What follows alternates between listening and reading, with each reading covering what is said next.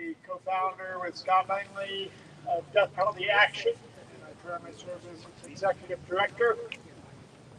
And this is the Abolitionist Action Committee. It's a whole coalition of folks united for abolitionists, for death penalty abolitionist action. We are live right now on Death Penalty Action and a few other channels. Starvin for Justice on Facebook, Death Penalty Action Facebook, Twitter, YouTube. If you use any of those tools, please go find your account there, find our live stream and share it so that others can also hear the messages that we're all about to hear. I want to apologize in advance to all of our speakers for this direct spotlight sunlight right on us. So why are we here? 31st annual Fast and Vigil to Abolish the Death Penalty is always, this event is always June 29th to July 2nd. Those who do the whole thing come on the 28th because we have a Last Supper, a meal together in the evening on the 28th so that we can be out here at midnight, the night of the 28th, so 12:01 a.m. when we formally begin our program, our fast, and our witness against executions. Many of us have been fasting. If you're fasting, raise your hand. All right, there's still a few of us, many of us are fasting.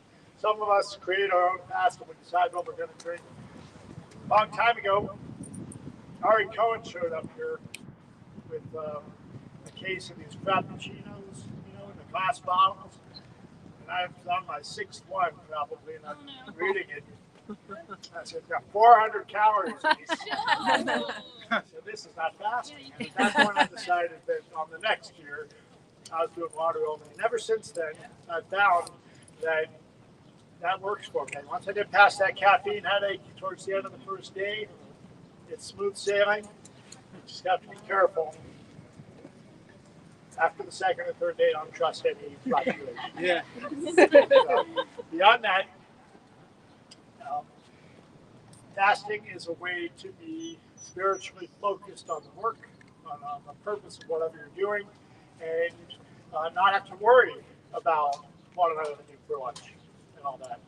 The good news here is that if you're not fasting, then you get to get together with some of the best people in the world, which are the people that come to this event and go find a place to get a bite to eat and all that. So that's pretty cool.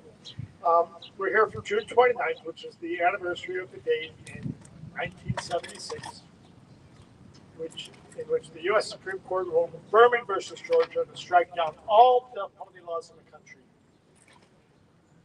Many states wanted to keep the death penalty, so they had to write new laws. Florida had a special session of its legislature just to write a new death penalty law in November of 1972. Within a couple of years, dozens of states have written death penalty laws. Hundreds of people are on death row. And the first cases to arrive back to the U.S. Supreme Court for constitutional scrutiny was the Gregg decision that was upheld the new death penalty laws and allowed the resumption of execution, which actually happened just 6 months later on January 17, 1977. Since then, we have had 1,591 exterminations of human beings in our names. So these two dates, June 29th to July 2nd, are why we're here these 4 days, starving for justice, and inviting people to the work. That's why we have big signs, things that say sign a petition. If you're watching us online, you go to deathpenaltyaction.org and sign all the petitions there. If you have other organizations you like Amnesty International or Equal Justice USA or the Innocence Project, go to their web pages too. But make sure you sign ours also and share them. Because one of the things that we do, and others do this too, but we do this in particular, we're going to make sure that people know what's next. Not just one case, it's every case. So right now we have 7 executions scheduled between now and the end of September. And if you add in the ones that they're asking for dates for, that's at least 3 more. And then today they just set a date for Robert Robertson in Texas, who the Innocence Project is working on, and other people are working on. And that's one of those cases, kind of like Melissa Lucio, where there wasn't actually a crime, dead child, no crime, but guys on death row. And this is the shaken baby syndrome. We're going to be hearing more about that over the next couple of months. Basically, it's been discredited scientifically. So what we know is that they're now setting up to execute an innocent person. Then you have Marcus, what's Marcus's last name? Missouri. Marcellus Williams. Williams? Marcellus Williams. Thank you. Marcellus Williams. Scheduled, I think, September 24th. DNA shows he didn't do it. And yet they've got this execution scheduled. And that's what they keep doing. Ruben Gutierrez next month in Texas. Actually, this month now. DNA, once the DNA testing, they won't do it. They're going to try to kill him. We have the details in the petitions on our webpage, and that's where you go. And that's where you could be signing those the petitions for the executions that are scheduled in July here as well. We have a petition to the president asking President Biden to commute all of the federal death sentences and do whatever he can to reduce the death penalty, and hopefully he will get your petition, which will be added to the letter that he was handed, his senior advisor was handed last Wednesday by our board chair who spoke here on Saturday night, Reverend Sharon Risher, who has a unique voice because she is like some of the people we'll hear these 4 nights. She has a voice of experience that nobody ever wants to have. Her mother, 2 cousins, and 6 others were killed by the guy in a church in a mass shooting. And that's what gets her invited to these things, is because of the gun thing. Everybody's all with the sexy issue of stopping gun violence. But Sharon is brave enough to walk into a space like that and talk to people also about what do we do in the aftermath with the people that do that and how she doesn't want them executed. We're going to hear tomorrow night in particular from victim families who oppose the idea of executions. So that's why we're here. To set us in and ground us a little bit, we're going to hear from Art Laffin next, who shared his story last night, but he's going to bring us all together in song. And Art Laffin is here. I met Art. He's got a story about it. The thing I remember about Art Laffin is when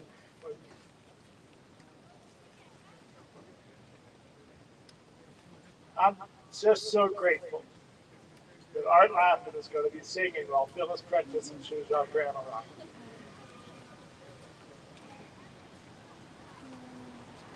Gina Grimm is a member of Witness to Innocence, survived wrongful conviction, time on death row in California.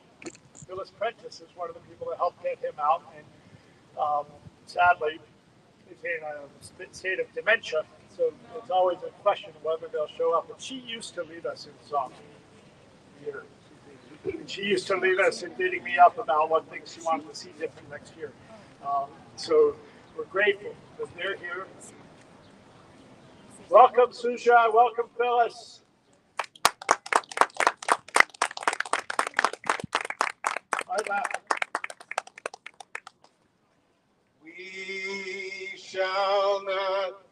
We shall not be moved. We shall not be moved, just like a tree that's standing by the waters. We shall not be moved. Sing it if you know it. We shall not be moved. We shall not be moved, just like a tree that's planted by the waters. We shall not be moved. No more killing in my name. We shall not be moved. No more killing in my name. We shall not be moved, just like a tree that's planted by the waters. We shall not be moved. No more executions. We shall not be moved. No more executions. We shall not be moved, just like a tree that's planted by the waters. We shall not be moved. We're standing for the victims. We shall not be moved. We're standing for the victims. We shall not be moved, just like a tree that's planted by the waters. We shall not be moved. We're standing for the condemned. We shall not be moved. We're standing for the condemned. We shall not be moved, just like a tree that's planted by the water. We shall not be moved. We're standing for justice. We shall not be moved. We're standing for justice. We shall not be moved, just like a tree that's planted by the water. We shall not be, we shall not be moved. We shall not be moved, just like a tree that's planted by the water. We shall not be moved.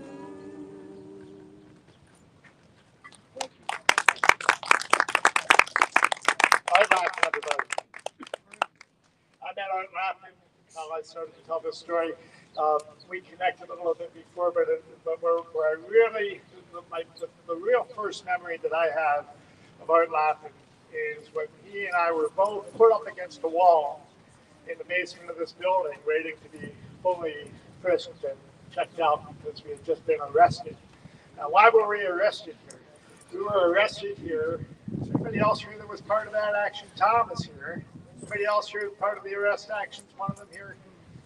Yeah. Okay, well, we're going to have to change that. You're all invited in 2027, every 5 years.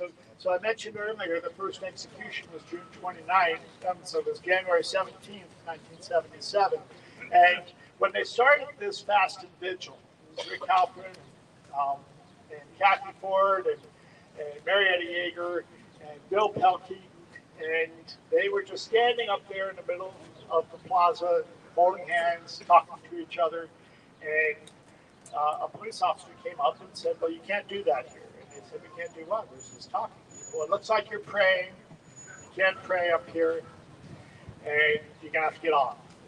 And the next day when they came back with their signs and all, they were sitting here, they were told, where the marble starts, the first step, where the marble starts, free speech ends.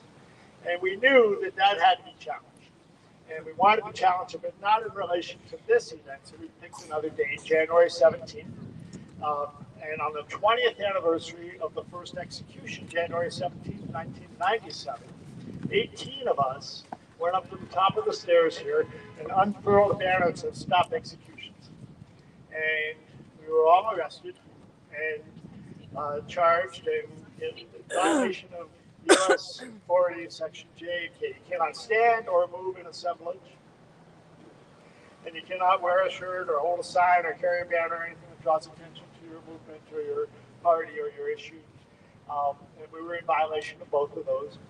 And to this day, when somebody is arrested on the U.S. Supreme Court grounds here and they go to trial here in D.C., the prosecution will cite our case as the legal precedence for that law. And unfortunately, it's styled Monowitz versus United States. By Monowitz. This is an awful claim to fame. And we try every 5 years to get another shot at changing that. So we decided we don't need to go to jail every time. Suzanne Bosworth is here somewhere. She can tell you about the cockroach count in the jail cell that she was in. And there's Tom. Yes. Over 300. Tom had over 300. Killed. That's not counting the ones that I got away. Okay, got a mass killer over here. So anyway, we don't do civil disobedience here. That's always something you want to go into deliberately. But you got to make your point, and we get to make our point, and that's what we're doing here tonight. Is we're making a point with this action. People say, why? And the reason why is because you never know who you're going to meet. But ultimately, one of the great things about this event is, we don't always get media coverage of the actual event. And we'll see what comes of the interviews we did this morning. We'll see what comes of our press activity. Tomorrow at noon, we're We're going to do a rally here. We've invited the media tomorrow at noon. Come back at noon tomorrow. But what does happen is throughout the year, photos that go on the wire services, Reuters, and the Associated Press and whatnot of this event end up illustrating unrelated death penalty news coverage. And that's in part the value of what we're doing here and everywhere else. When you're clear about your message and you make sure that it's understood by the people, a picture that says stop executions now, everybody's going to look at the picture. Some people will read the headline, many fewer people will read the story, and of those, most people don't get past the first couple of paragraphs. This is what the studies show.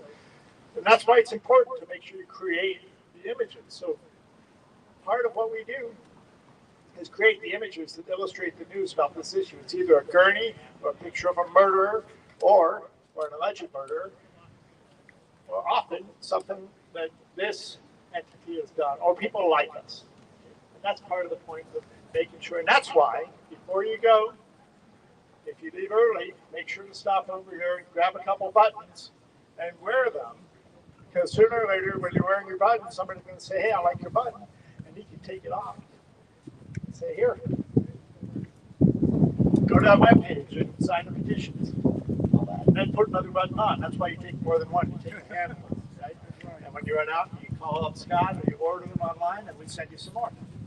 Part of what death penalty action does. Providing tools for people to take action.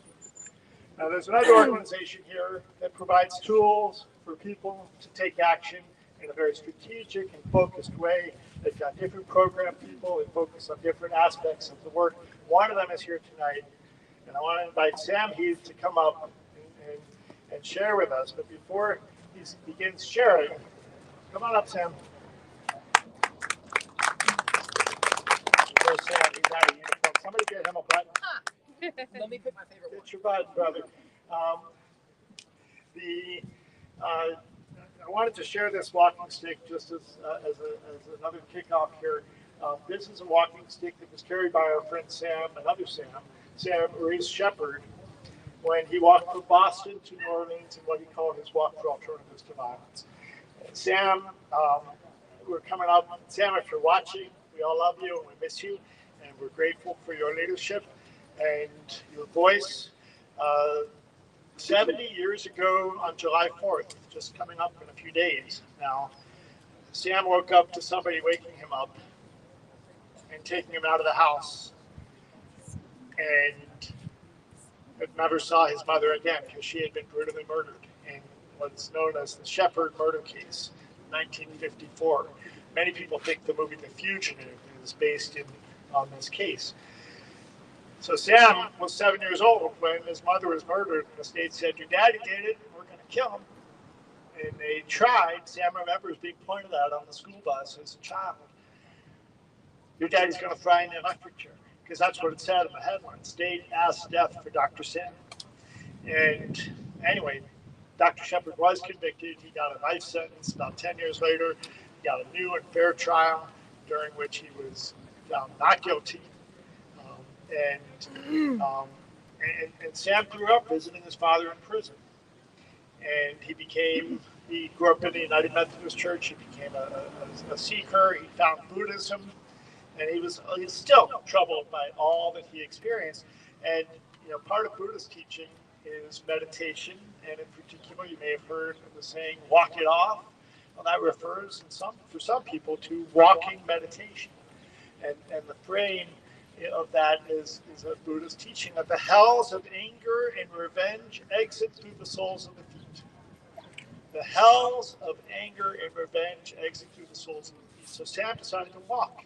And he walked from Boston to New Orleans. Our friend George White, who spoke last night, and I don't think he's here right now, helped coordinate that walk. Sam timed his walk to arrive to New Orleans in time for the annual conference of the then existing National Coalition to Abolish the Death Penalty.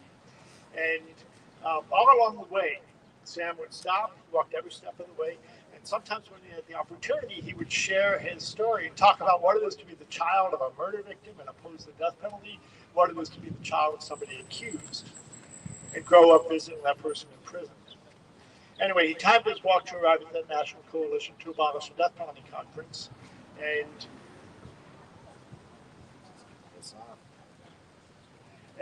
he put the stick into the auction, along with a hat that he wore and a fork that he found in the road. So he called it the fork in the road, and he took the right fork to get to New Orleans and to be inspired to abolitionists like us.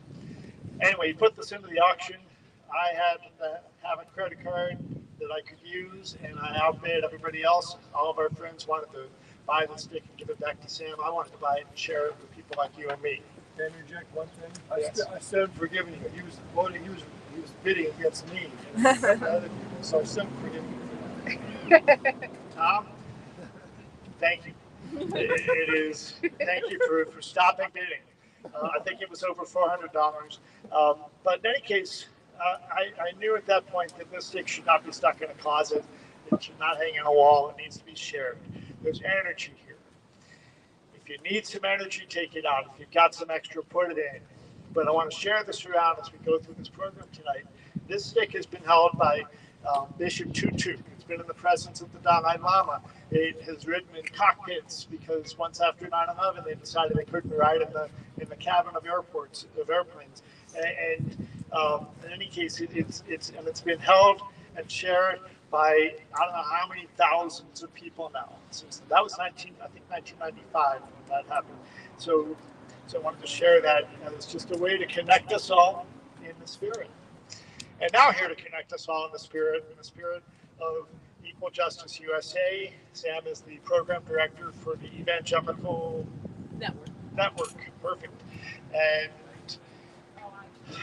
there's so much more that I can say, but I actually like to let people introduce themselves so that we get it right and we get it in a frame that they want. One pro tip though, when you're introducing people, just going forward, think about this. When you're introducing people, don't tell their story as their introduction. Let them tell their story their way. And here to tell his story his way, Sam Heath. Thanks, Dave. Good evening, everyone. I'm going to try to do this without sunglasses because I want to see you and have you see me. There were two things that excited me as I walked up. One was I had my son with me. He's 7. His name's Atticus, and my dad was with me. So for a second, we had 3 generations of Heaths here, but they needed to go to the rooftop hotel pool. But he did make 25 buttons over there with Scott and with Kat and put in his time there. But I was excited that he was not the youngest one here. I see a baby in the back and a little one here. He said, Dad, I'm going to be a little embarrassed. I'm going to be the youngest one. I said, well, buddy, it's fun. So that was exciting. The other thing that was great is I love that we sang the song about the tree by the water. In a more intimate context, I'd show you on my back I have tattooed a tree, and it's a reference to the Old Testament, or the book of Proverbs in the Old Testament, talking about a tree being planted by the water and being fed by its source. And I want that to be a through line between some things I'm saying tonight. This idea of, I think within our country, I'm going to remove the I think. Within our country, we've moved away from the source. And I'm going to talk some about what that is and what that means. So thanks, Abe, for letting me introduce myself. So again, I'm Sam Heath, and I work with a national group called Equal Justice USA. And we're a national nonprofit, and we do work around death penalty repeal, restorative justice, and community safety. And my role with them, a duty, a delight, and I also say sometimes a damned hard thing, is to engage Christians about the death penalty. Shane Claiborne is a friend and activist, and many of you know and work with him. And I've heard him say, if every evangelical, not just Christians, but if every evangelical woke up tomorrow morning and was against the death penalty, it would be over by that evening. And I think that's true. That's how supported it is, unfortunately, by Christianity and especially by evangelicals. A few years ago, celebrating Virginia ending the death penalty, which is the state where I'm from Charlottesville, Virginia. Yes, fellow Virginian. And I was able to meet Sister Helen Prejean and this actually was, I think it was the first time I met Abe, at a luncheon celebrating that Virginia ended the death penalty. And Sister Helen knew EJUSA, but she didn't know me yet. And I introduced myself. I said, Sister Helen, my name is Sam Heath. I'm the new manager for the Evangelical Network at EJUSA. And she grabs my hand and she said, Sam, the evangelicals, they're the key to the whole thing. It was a really jarring moment. So that was, within a few months of kind of coming into that role and feeling that weight in a good way. We need everyone to end the death penalty, but we don't need all of everyone. I tell people sometimes it took about 30% of conservatives in England to end slavery there.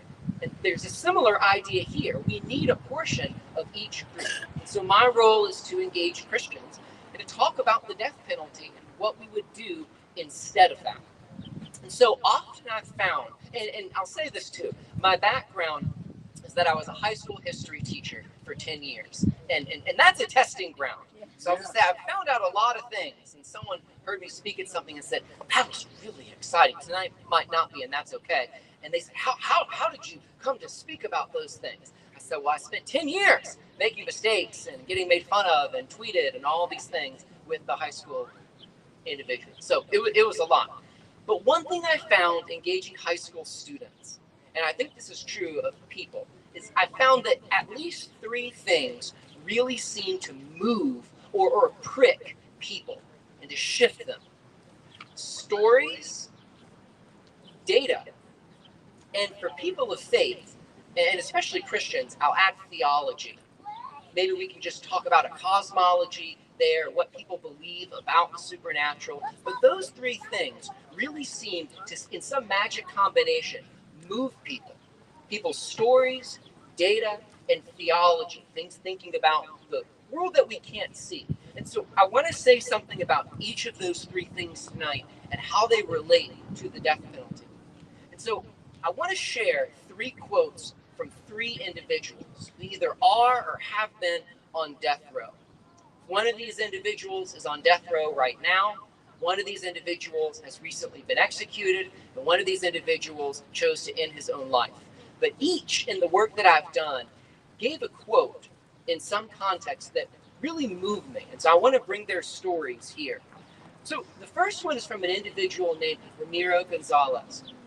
He was on death row in Texas, and he spoke about his faith and his view of the world. And he said, love, mercy, grace, forgiveness, all these are acts of God. That's what's been so instrumental to my life. And you don't need to know his story, some of you do, to know the things that he did and the things that he came from. We need to hold those beside each other. And so to hear him say that, to speak about what actually has moved his life as he was nearing the end of it, really shook me. The second individual I want to reference is someone named Terrence Andrews. And he was an artist. And I have a piece of his art. It's a bunny that he painted hanging on the wall in the bottom floor of our house. And in the last letter that he sent to me, he shared something that also really shook me. Because he spoke about my people. Because he spoke about people on the pews of churches. And here's what he said. He said, pews of churches are filled with judges, attorneys, prosecutors, and victims of crime. To heed the word on God's mercy, redemption, humans' fallacious nature of sinfulness, and God's grace, which forgives. My point, the church's complicity in the system's functioning is too evident, and it's time for that to change. Wow. Moving words, prophetic words, pointed words, calling out a group of individuals and their complicity within it. A good friend of mine, Jamar Tisby, has a book called The Color of Compromise, and within the subtitle is also that word complicity. And he talks about the Christian church's complicity, especially within the history of white supremacy of this country. A third quote is just one word from an individual named Tremaine Wood. He's on death row within Oklahoma. And for him, I don't have permission or didn't ask him to share the full quote, but I'll share one word that he wrote to me about his experience on death row. And he referred to it, and a lot of you in this line of work have heard this, but he referred to it as being in the tombs. Being in the tombs. Some people talk about prison as a whole being in the tombs. Some people refer specifically to death row, and some people to specific places within death row. But that idea of the tombs. And then that got me thinking. Again, I told you I was a former history teacher. I would teach the history of ancient Rome. And think back to what the first Christians did in ancient Rome as they were persecuted, as they were pursued, as they were speaking about grace and love and caring for others and shocking the Romans by bringing in and caring for the orphans and widows and starting some of the first hospitals, but really persecuted for those things. But a lot of the Christians in those first few centuries, before Christianity became more accepted, went into and under the tombs or the catacombs, underneath. And so I love the irony here that these Christians who were saying that they were people of life, who received their life from the death of Jesus and his resurrection, his life, went into the tombs for protection, to be safe, to be preserved, and then to come out of those tombs. My pastor recently preached a sermon where he talked about that idea of the seed being planted, maybe by a river, being fed by that stream, growing there into a tree. But then he said something and used a metaphor I'd not heard before. He talked about Jesus being similar to that and being the seed. And in the sense we plant a seed into the ground and it grows. We think about Jesus and his execution going into the tomb with the stone rolled in front of it. And what Christians believe is that out of that tomb, Jesus came out alive and preached and spoke about this message, this source, we're going back to what I said at the beginning, the source of love. Now, to know love and to talk about love and to believe that love should motivate us is not just something unique to Christians. That's something that people of all, any, or no faiths can talk about. It's one of the things that I deeply appreciated about Martin Luther King Jr. I was talking with my oldest daughter about something in history, and we came across the year 1968. And I said, that's the year Martin King was shot. And she goes, well, that's a lot, Dad. And it was one of my many moments of trying to give her some history. But one thing that Martin King talked about all the time was that he said, not only is our end goal love, but the method and the means by which we get there also needs to be that. Many of you know this. The death penalty is the furthest thing that we can get from love. The way that we have our system arranged, the criminal legal system here, is the furthest thing that we can have from love. So I'll shift now from the stories into some of the data. A lot of you know these facts, right? We have 4% of the world's population and about 20% of the world's prisoners. We have a third of the world's female prisoners here within this country. We have about 2,300 jails and prisons. We have about 2,300 people on death row, about 1 million police officers, just under 2 million people in prison, millions more who are out on probation or parole, which means that 1 out of 100 of every person is system involved or behind bars in some way. 13% of our country is black, yet over 40% of those who are incarcerated are black. So we know that there are incredible disparities. We excel within our country at mass incarceration. That's no longer, or it shouldn't be, a politicized term. It's a simple description of the reality here within this country. So we think about some of those things within this country, some of that data, some of these things that guide our nation, the way that we built the system. And I say often that I think that mass incarceration is just a symptom of what's actually underneath and what's really going on. I think that deep down, our criminal legal system, and I mean the whole thing, from investigation and arrest and police and courts, all the way through the death penalty, the whole system is based off of fear. Now, fear often expresses itself as anger, right? Often the most politicized people seem like they're the most angry. Anger is always a secondary emotion. It's always covering up something else that's underneath it. And I think that core emotion often is fear. Another thing that we excel at is othering, or capital O, othering others within this nation. I love the idea of neighbor, especially how Christians speak about it. The idea of neighbor, just some brief theology, if you'll permit me here. Christians talk about neighbor not just as somebody that they live beside, though it includes that. But neighbor also describes anybody that you encounter within your life. And Jesus talks about finding and serving and loving neighbors in at least 2 ways. And they both begin with essence, which is how I can remember them. that one, we should seek after neighbors, and that we should stumble onto them. And our whole system is set up in such a way that isolates neighbors when people come out of the system. And remember, 95% of people in jail or prison are going to come back out. Often they are no better neighbors than they were when they went in. But if we think about neighbor, there's two ways that I want us to think about and pursue neighbors. One is I hope we stumble upon them. I hope that as we live our life, we live in such a way that we literally stumble over into individuals that we can love, serve, and help. Because that'll be us at some point too.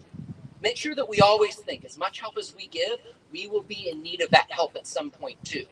Being a neighbor and giving help and being a neighbor and receiving it, these are going to be changing roles all throughout our life. But as we live our life, I hope we live in such a way that we stumble over others who need help. I think about the parable of the Good Samaritan. And Jesus talking about someone walking along a road, and two people saw a guy who was robbed and left for dead, and they left him. But the third person stopped and helped. He had eyes to see the need that was there. The other way that we see Jesus meeting and finding others is to seek other people out.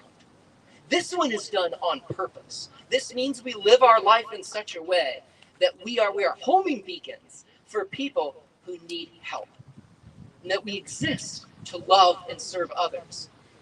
Always remembering that we ourselves will also need to love and be served, but we have the capacity for both. I think, I'll remove the I think again, our criminal legal system absolutely is not equipped to do this, right? It promises things like safety, healing, and accountability, and often delivers the opposite.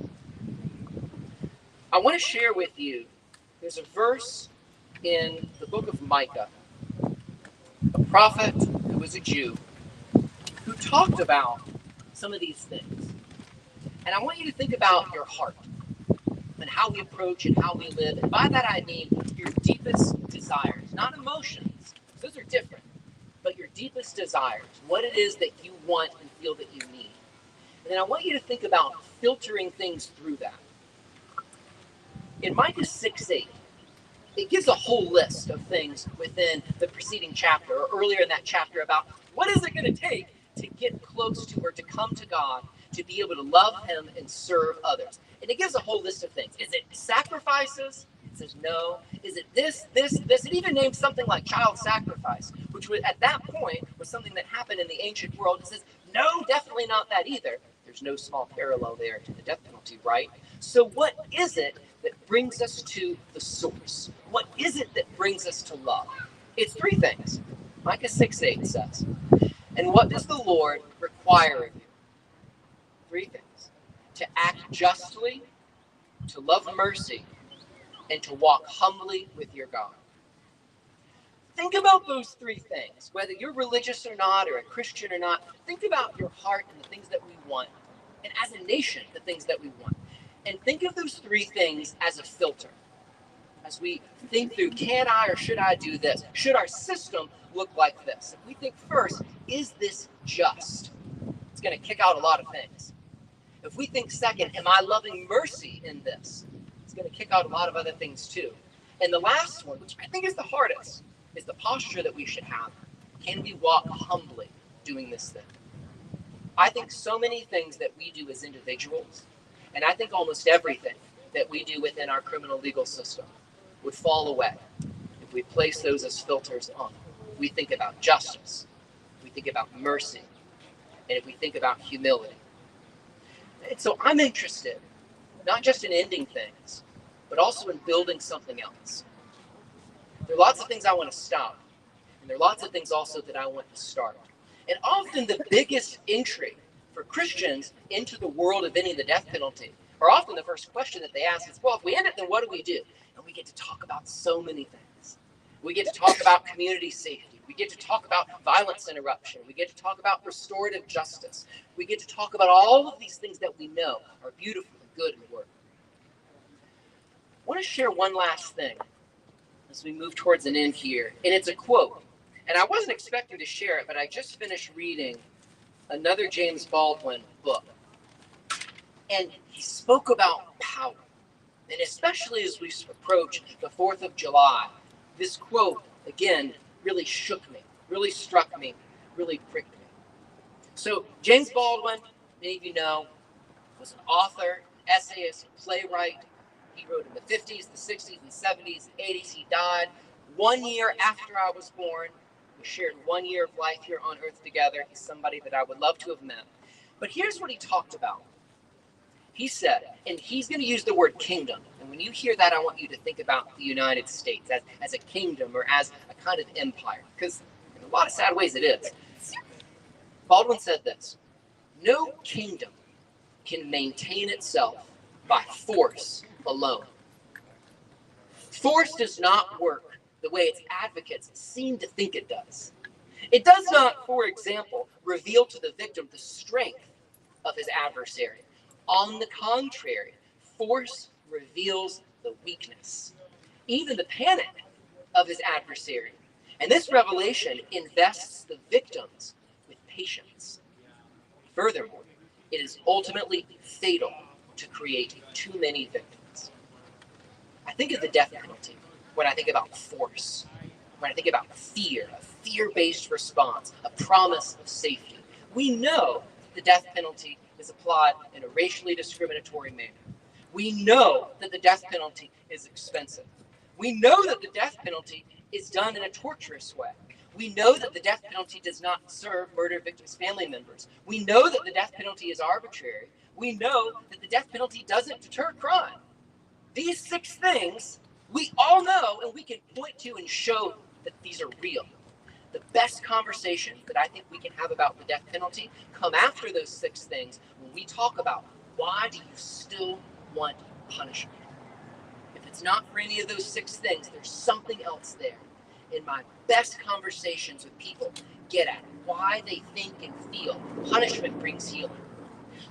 And I think every other human believe that when violence, crime, or harm happens, there's an imbalance in the scales of justice. But what brings that balance back is where we often disagree and have exciting discussions. It's not punishment. We know that punishment doesn't, and that it can't heal. Force or violence, interestingly, is fatal to power. I can't envision a world where the death penalty continues on and on and on, because I think it's ultimately going to execute itself. There's a book in the New Testament called 1 John, and it has this phrase that reverberates in my head. One of my good friends and colleagues, Demetrius Minor, he works with a group called Conservatives Concerned About the Death Penalty. God bless his work. He quotes this verse often. Perfect love casts out fear. The death penalty is a result of fear. It is fed by fear. It continues out of a response of fear. But perfect love casts that out. We know what causes violence and harm. We know how to engage in healing. I tell my kids often the death penalty has nothing to do with logic.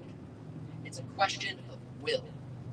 It's a question of, do we as a nation, as a kingdom, have the will to change that? So I want to call us to live in this fearless way, and to believe and to live out of this idea that we know is true, that the death penalty has nothing to do with love. Thank you, friends. Yeah.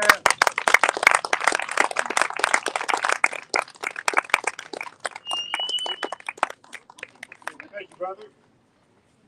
Sam always leads with love, and it's a wonderful thing to be able to work with him. And it's a wonderful thing that he brought his kid with him. He's a little bit young for this conversation. But, you know, my kid grew up here. I see that Jan and Dave brought their kid today, all the way from Jan and Dave are from Idaho, and they got their kid. Let's see here. Art sometimes brings his kid. Human was here. Human Hadiadi. I'm sorry that he's already left. He must have had a baby thing go on. You know, we all know how that can happen. But I'll tell you, Human is one of those college students that came. We met on a Texas alternative spring break that was done by the Texas Moratorium Network. And I was called to be a trainer as part of that. I met Human, and we told him about the Fast and Vigil, and he came. And then he came back, and then he came back. And now he's married, he's got 2 kids, and he had one of his babies on his shoulder right over here a few minutes ago. And I was going to get him to come up and share a little bit because Hooman is from Iran, and he was walking down the street one day and turned the corner and came across an execution happening in public in Iran. And that's part of his motivation for working against the death penalty. It's a powerful story. And I wanted to mention that because of the horrific execution spree that is ongoing in Iran, as many as 6 or 8 people a week have been being executed for months now, and it's awful. And we think that we have it bad here, but there are places where it can be much worse. The death penalty exists across the country, but in far fewer countries than it used to. I used to say in my support for the death penalty, we have the best system in the country, in the world, here in the United States. I'll work against executions in places like South Africa or Russia, which, by the way, those countries have abolished the death penalty, but not in the United States. And my story is a whole other thing about how I came to my transition. But back to the kids thing, there's another person here who brought her kid, and that's our next speaker. And I want to welcome Gina Grimm and Tegan. I don't think Tegan is speaking, but she might show. We might get to see her here. There she is, and she's sewing now. Oh, and also, of course, Julie and Julie is here with Romero and Timer and Mariner from Texas, and they keep coming back and bringing the babies. And also, if you're here with us regularly all day, you'll see Maria with her kids who grew up under this table, and now they made many of these buttons over the last couple of days. And Lori Charcoutian, one of the people who got arrested with us here in 1997, is now a Maryland state legislator and brings her kids who grew up here. So you never know. I met my wife here. Seriously, 2 years later, we were married here on this sidewalk at the end of that year's Fast and Vigil. That would have been 2006. Thank you. Coming up on our 18th anniversary. So anyway, please welcome, I'm going to let her tell her story, Gina Grimm.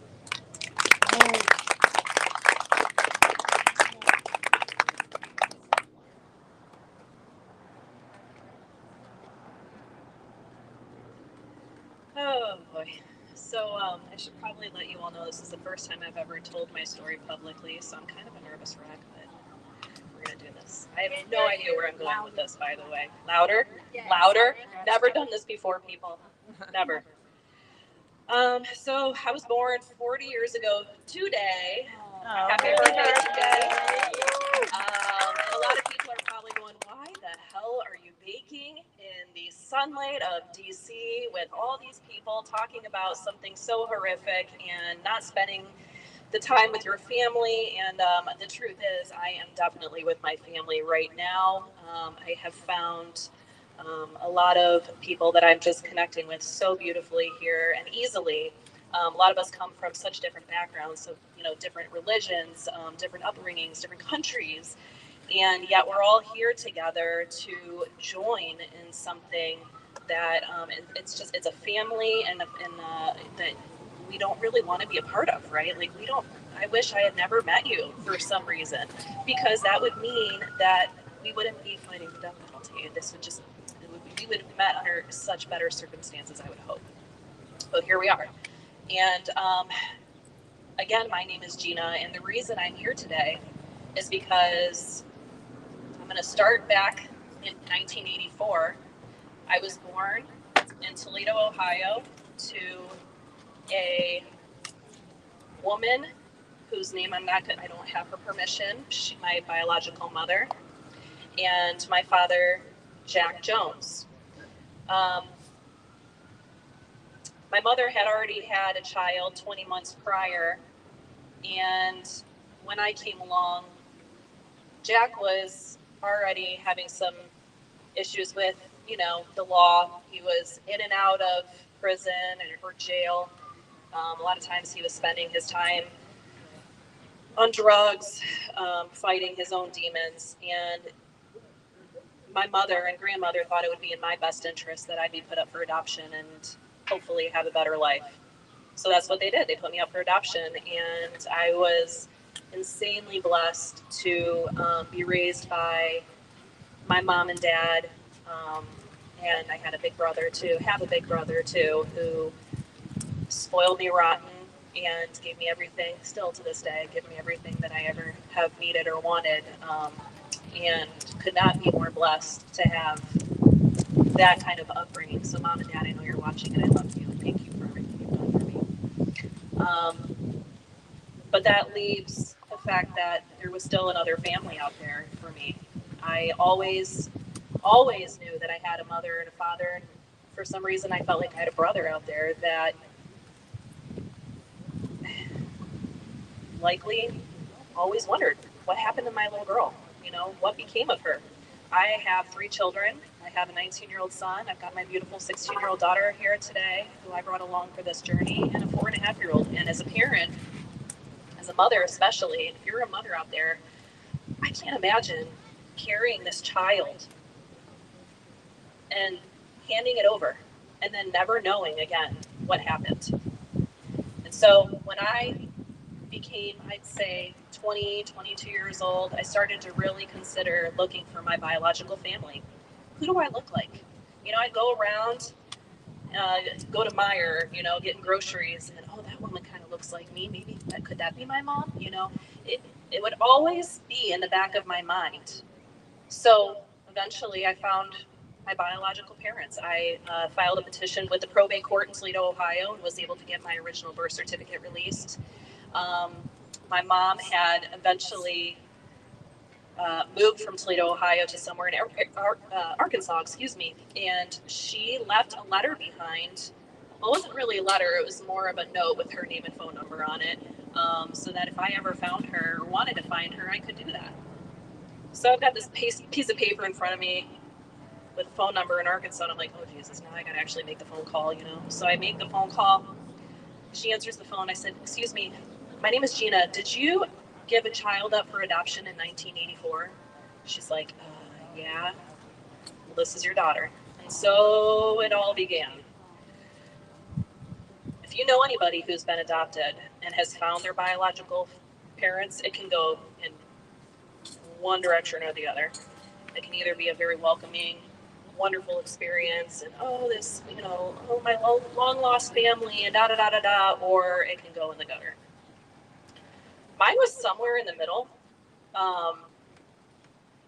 It was wonderful to get to hear her voice, to understand why she did what she did finally after all these years, But then I had to find out, okay, well, I'm glad to have met you. Thank you so much for answering my questions. Where's my dad? She paused for a minute, and I could just feel through the phone that the answer was going to be either he was dead or he was a drug addict somewhere, left her. I don't know what happened. But the words that came out of her mouth shocked me to the core. And those words were, he's serving time on death row here in Arkansas. Well, as a 22-year-old who had been raised, in a somewhat, I wouldn't say sheltered life, but definitely a comfortable one. One who had never been arrested. I've never really dealt with anybody who had even been picked up for smoking a joint or something. This was all a shock to me, and yet the interest was there. It didn't matter because it was still a part of me that I needed to explore. I was like, all right, well, now I know. What am I going to do with this? I was young, and I knew that my journey was about to begin. And so I got his information, and the first thing I did was send him a letter explaining to him who I was, why I was contacting him, which was mainly just to get to know him and find out, where he's been all this time.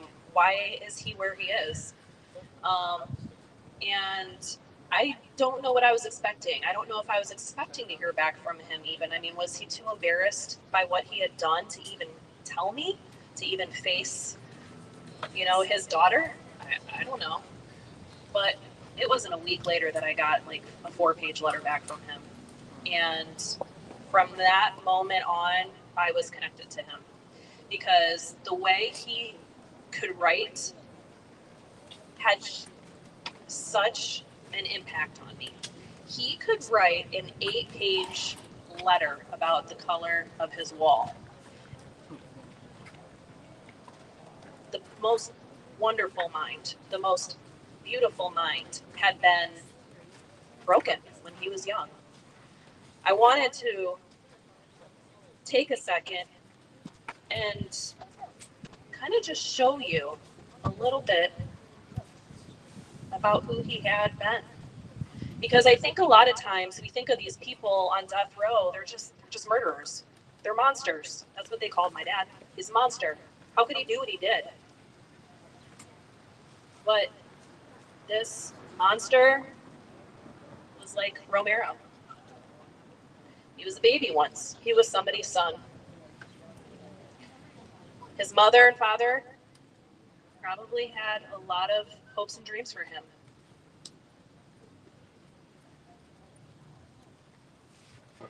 But Jack was sick. Jack was born in the 60s when mental illness was not discussed. Not only was it not discussed, but it was hidden away as best as possible. These children were not taken care of properly. And it's not that, it wasn't the parents' fault, I would say. It was just the stigma around having a child who was sick, who was seeing bugs on their wall at the young age of 4, who thought that the walls were breathing. Those children needed to be hidden away. My dad witnessed things in his home that I won't even speak about because it's no one else's business. But I do want you to know that there are children out there who have seen abuse, who have been abused themselves. And they're basically not even given a chance. And I don't feel that Jack Jones was given a chance. He had hopes and dreams. But he was too sick. And so what did he do? He did what a lot of people do. He turned to drugs. Because that was the only way to medicate himself and to hide away from the pain and from the sickness that he was dealing with. And what happens when not only do you have depression, you're bipolar, you have ADD, ADHD, and maybe a little bit of schizophrenia, and you mix hard drugs like meth, cocaine, you become a zombie. You become a shell of a human being, and everybody is out to get you. We heard yesterday from a woman who is advocating for more, a lot more help in the system with people who have mental health issues. My dad had checked himself in just a couple days before he committed a murder because he was feeling suicidal. He knew he needed the help that he couldn't get on the streets, and they let him go. They let him go. And then what happens? He relapsed and did something absolutely horrendous, to which he deserved to be in prison for. I'm not here to say, let's forgive and forget, shall we? No. My dad deserved to be where he was. But he also deserved help.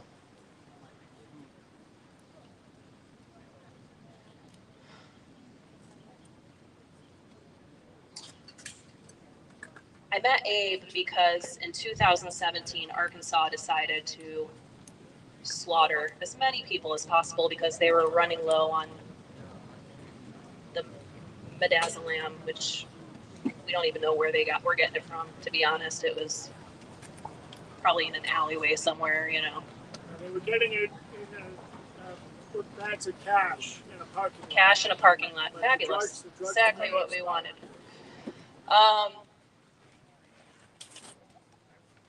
So they decided to set the execution date, which, you know, we'd gone through that a couple times, which, by the way, means the victims of the family, who I am still thinking about to this day, had to relive this over and over and over again. They had to go through the trauma over and over again. The family, my brothers, his wife, had to say goodbye to him over and over again. Finally, the state said, you know what, it's time. And I was in Ohio. Actually, I was in Florida when they set the execution date. And I thought, oh, you know, it's just going to be like last time. It's not really going to happen. And sure enough, it's happening. And it was days away from the execution. And I thought, there's no way I can get there. I had never even been able to see him face to face. I had been speaking with him for over 10 years through letters and video calls, and, you know, sending art. God, the artwork. His artwork was just phenomenal. Just the most beautiful artist, you know, receiving this artwork. And yet I had never been able to hug him. I'd never been able to look at his face. And his day was coming. The hours were counting down, and Abe and Randy Gardner, some other people had been at another execution, and I saw that they were live, and I said, my dad is going to be executed tomorrow, but I can't be there. And he said, well, why can't you be there? And I explained to him the reason, which is kind of personal and I won't get into, but there was a reason. He said, you know what, I have a remedy for that. And he got me there. I didn't know what to expect. This is all brand new to me, right? But Randy came, he picked me up from the airport, went to bed. The next day, I knew I was going to be able to finally meet him. Finally get to see the face of my father, my biological father. But it was going to be the first time. It was also going to be the last. And I knew that going in. I cannot tell you how hard it is to walk into a prison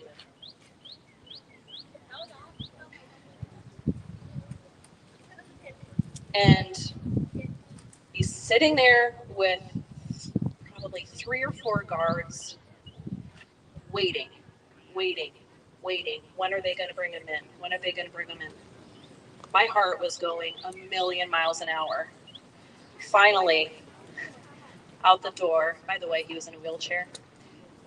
I see him wheeling his way in, and he looked up at me, and the smile on his face just melted all of my fear, all of my anxieties away. If people could have listened to his story, could have tried to understand him a little bit, seen his smile, maybe they wouldn't have called him a monster. Maybe not. But in that moment, I saw my dad. And I think it's important for people to know that these people in prison are people's children. This was somebody's child, brother, sister, parent. I sat with him. We bullshitted over a million different things. We sat and snacked Dr. Pepper, Cheetos. Talked about small things, nothing big, because we all knew it was coming. He was going to die. In less than 24 hours, he was going to die. Couldn't stop it. So why take the time to make things heavy, right? Let's just be. That's what we did. But then it was time. I had to go. Time was ticked. And I had to walk away from him, knowing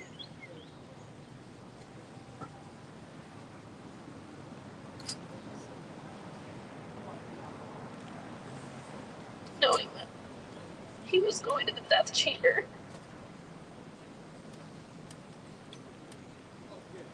There wasn't anything I could do. So I just had to hug him and tell him that I love him so much. I'm so grateful that he helped make me. And that he let me have a life outside of him and my mom, because had I grown up with him as my father, I probably wouldn't have been the person I am today. I couldn't have been. He was a great dad when he was around, I hear, but he wasn't around much. But the man who raised me, Fred, that's a dad. That's a dad.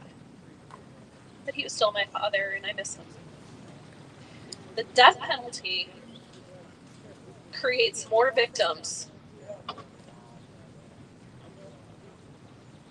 than it creates more victims. I didn't choose to be a part of this family. I don't want to be. I'm sorry. I don't want to be a part of your family. Not this way. But I am. Some say, well, he did that to you. No. He was failed. He was failed just like so many of these prisoners have been failed. I didn't deserve to be standing outside of a prison, listening to a bell toll, while people say, an eye for an eye. Well, an eye for an eye makes the whole world blind. That's what Gandhi said, and it's true. I have PTSD from that. This is the first time I've spoken about this, because there are times where I still hear that damn bell. The first time I walked into a Buddhist temple, and they were calling us to come, to sit, to meditate. They rang that bell, and instant sweat, cold, because that was the bell. That was the same noise that I had ringing in my head while Arkansas was murdering my father. I still have to hear that because I became a Buddhist. But I face it every Sunday, every Wednesday. And I sit there and I feel him sitting with me, keeping me strong. And I've never been closer to him than I am now. In his death, I became born again because he was a Buddhist on death row. He went to death row, a murderer, but he said, you know what? I'm here now. I did what I did. I'm never going to leave these prison walls unless I leave a better person. So he became a Buddhist. And so when he died, I said, you know what? I need to figure out what this is all about. Who was he? I want to know him differently. I want to know him on a spiritual level. So I walked into a Buddhist temple and I fell in love. And every time I practice, every time I sit, I can feel him sitting with me. So he was my first teacher, and I am very grateful to him for that. But I really wish I could just be sitting with him in person instead, but I can't. So I guess I can't give you all these facts about politics. I'm not that. I mean, the speakers we've had are phenomenal. I'm so grateful for that, but I can't spout off facts and numbers and really cool fancy words for what we stand for. All I know is that this is wrong. It's wrong. The world was saved from Jack Jones. He was locked up. He wasn't going to hurt anybody else. And I still had my dad to talk to. I still have questions.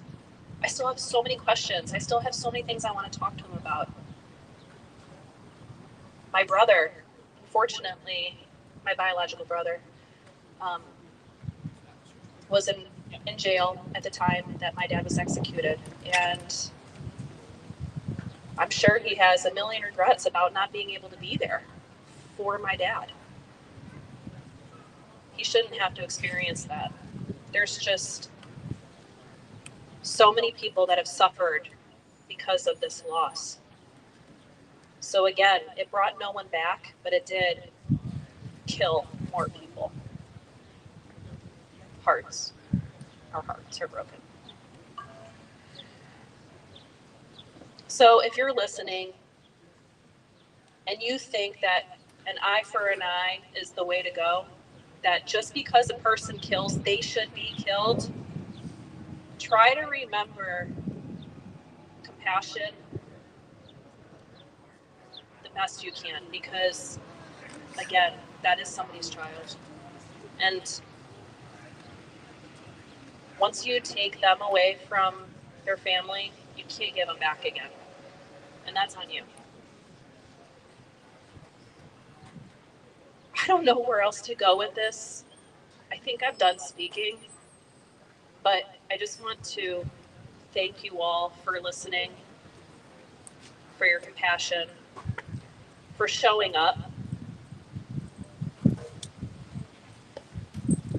And if you ever want to talk about anything, about the death penalty, you've come to the right place. That's all I have. I've spoken.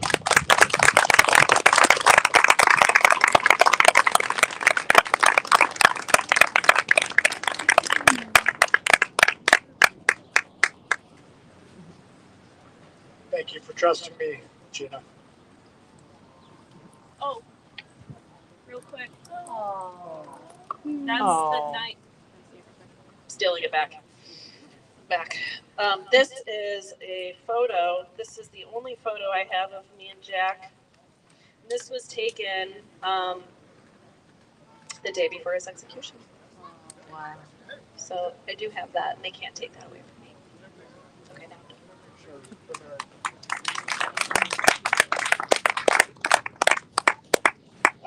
Truman's back with his baby over there. And his wife.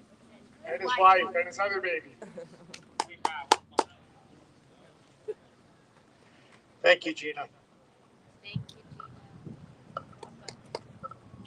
I'm a little bit worried about how long the battery on this speaker is going to go, so I just want to admonish our next speakers, the rest of our speakers, to try to keep it a little bit more laser. Doesn't mean you can't tell your story or do what you're going to do, but just keep in mind we need to be a little bit tighter.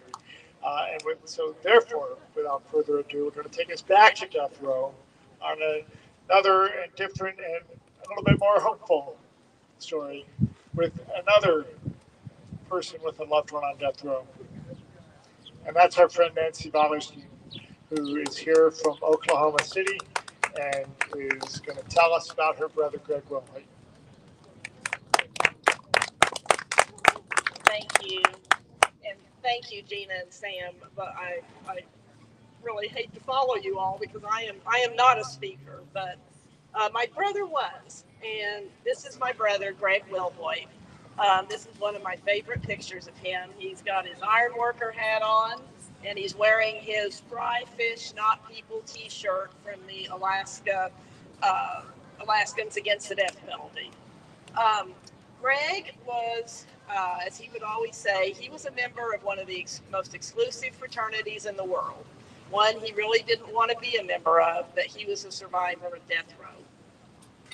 And I'm gonna put his picture. I don't know if it'll stay up here, but Greg and my family, I grew up in Tulsa, Oklahoma. I had a brother and a sister, Greg, and my sister Betsy. My mom had all three of us in 2.5 years. It was a 50s thing, and we, were stair steps growing up. After high school, I went to the University of Oklahoma, got married very young at college, and Greg tried college, wasn't really his thing, so he became an iron worker. My dad was a real estate appraiser. My mother was a legal secretary her whole life for some corporate attorneys. My uncle was a federal judge in Missouri. We grew up a very average, middle-class Christian family. After my husband and I graduated from college, he went into the Army as a career Army officer. So we moved around with the Army for 21 years. Greg met Kathy, his wife, got married, and they had two little girls, Kim and Chrissy. They were just 10 months apart, and kind of following in my mother's footsteps. And anyway, we were sent, my husband was assigned to teach ROTC at East Central State University, which is in Ada, Oklahoma. And I had two preschool age children. And we were getting ready to be reassigned. This was 1985. We were getting ready to be reassigned to Heidelberg, Germany. And on June 1st of 1985, I got a phone call from my mother. We were trying to get packed up to move overseas, which is a big deal. And got a phone call from my mother about 6 in the morning that Kathy, my brother's wife, had been found murdered. And that the two girls that were 4 months and 14 months old were in their cribs. They were safe. But at the time that she called, she said, we don't know where Greg is. We can't find him. And so my sister actually happened to be with me in Ada because she was helping me get packed up to go to Germany. And so we immediately left and drove to Tulsa. But what had happened was Greg and Kathy had been separated for 3 weeks. And during that 3 weeks, they were only actually apart 2 nights.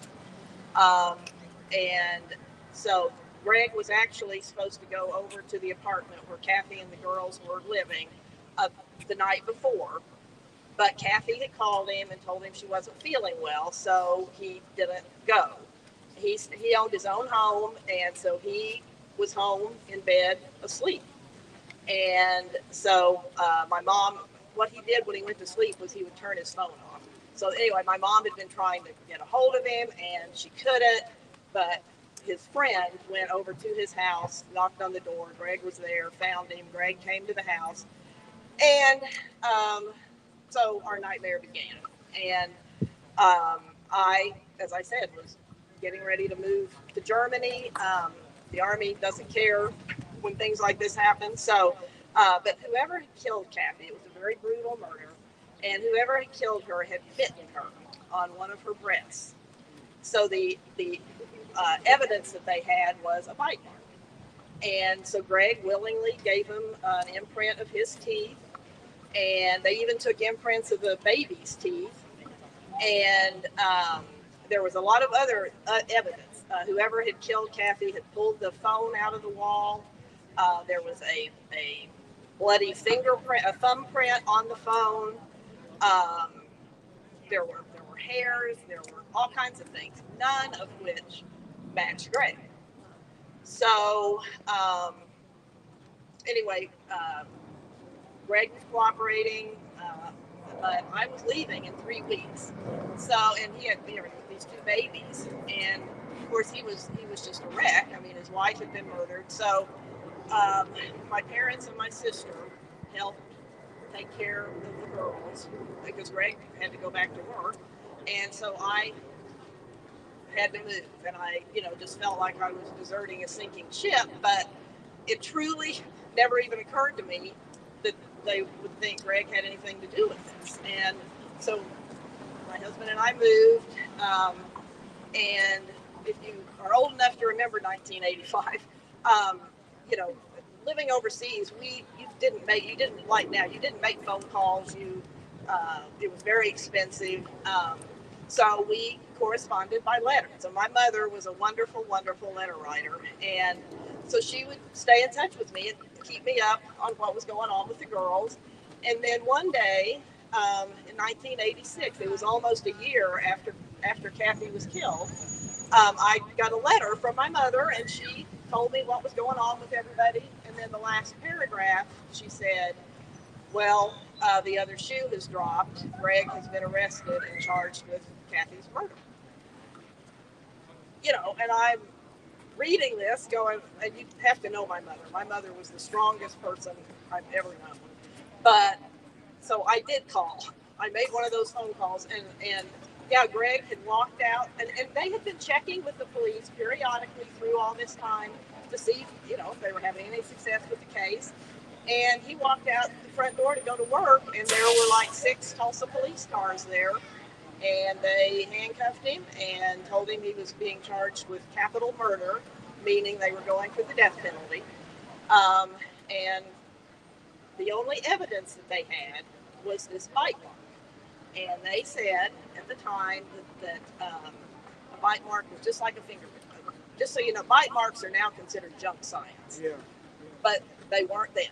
And so my mother, working for attorneys, even though they were corporate attorneys, she got a recommendation for some defense attorneys, and my parents paid $30,000 up front for these attorneys, who were 2 of the top attorneys in the state. And they literally spent, Greg was allowed to get out. I mean, that's another, he was charged with capital murder. They allowed him to get out on $75,000 bail. So he used to say when he would talk on death row to his fellow condemned individuals, and he'd tell them that he was out on bail, they'd say, "What's wrong with you? Man, I would have run so fast. I mean, you had a chance to get away." He said they never understood that, if you're not guilty, you don't run. But anyway, so they hired these attorneys, and they spent an entire year basically just trying to get Greg to accept a plea bargain. And they kept telling him that they had these 2 smoking gun expert witnesses, bite mark experts, that said this was absolutely Greg's bite mark to the exclusion of anybody else. And he said, to his credit, they kept saying that they'll offer you a good deal. And he said, I never found out what they considered to be a good deal, because there was no way that I was going to say that. He said, how could I ever look my children in the eye again if I said I killed their mother just to save my own skin? And so it was 3 weeks before, and my mother's keeping me updated on all this through letters. And it was 3 weeks before the trial was supposed to start. One other little thing about this, most of Tulsa is in Tulsa County. One little corner of Tulsa up in the north is in Osage County. And if you are familiar at all with Killers of the Flower Moon, or Osage County is not a great place. And so it was 3 weeks. So the trial was going to take place in Pawhuska, which, if you know Pawhuska. And so 3 weeks before the trial, I mean, they had done nothing. So my parents and Greg made the decision to fire these attorneys. My dad had written letters to the Bar Association saying they're not doing anything. And they said, well, everybody has their own way of, doing things. So anyway, 3 weeks before the trial, so they fired these guys. So now they got to get another attorney. And so they went with an attorney from Pawhuska that was also supposed to be one of the top attorneys. His name was George Briggs. And he came to the house, talked to my parents, said, he was going to, well, they said, we're assuming the first thing you're going to do is ask for a continuance. I mean, the trial starts in 3 weeks. And he said, no, I've got this under control. I've already read everything. And my parents have always had so much guilt because, they just felt like, how stupid could they be? But anyway, so he told them he was going to do all this stuff. Well, he never did any of it, none of it. And so Greg, he literally did nothing. And my dad would drive to his office. He would come in smelling like booze. And so the trial was getting ready to start. My mother wrote me, said, okay, we're not going to update you every day or anything. We will call, my mother, everything's going to be fine, but we'll call you when the trial's over. So I said, okay. So anyway, I wasn't there, unfortunately, but what happened was the trial started. Greg's attorney showed up drunk in court twice. Threw up in the judge's chambers, urinated on himself in the courtroom, literally did nothing. And so a couple of days into the trial, when it was very clear this wasn't going well, my mother always said she did in the last place what she should have done in the first place. She called a private investigator, said, we need somebody to look at this bite mark because, if it is Greg's, we need to know that. But we need somebody else to look at it. So the private investigator called her back like 30 minutes later, said, I've got you a bite mark expert. He is up in Phillipsburg, Kansas, which is up near the Nebraska border. And my mom called him. He didn't know us from Adam, but it turned out he was the president of the American Board of Forensic Odontology, which is bite marks. And so he dropped everything, drove the 6 hours to Tulsa, looked at the bite mark, drove another hour and a half to Pawhuska, told my parents, I can just eyeball it and see that there's at least 20 differences in Greg's bite mark and the one on Kathy's breast. So he said, it's too late for me to be classified as an expert witness, but I can be here and I can give your attorney questions to ask when they put these experts up. And Greg's attorney refused to even talk to me. What? Yep. So, I mean, Greg turned to my mom and dad and said, I'm a dead man. I mean, there was just literally nothing. Well, anyway, I'm still in Germany, not knowing all of this.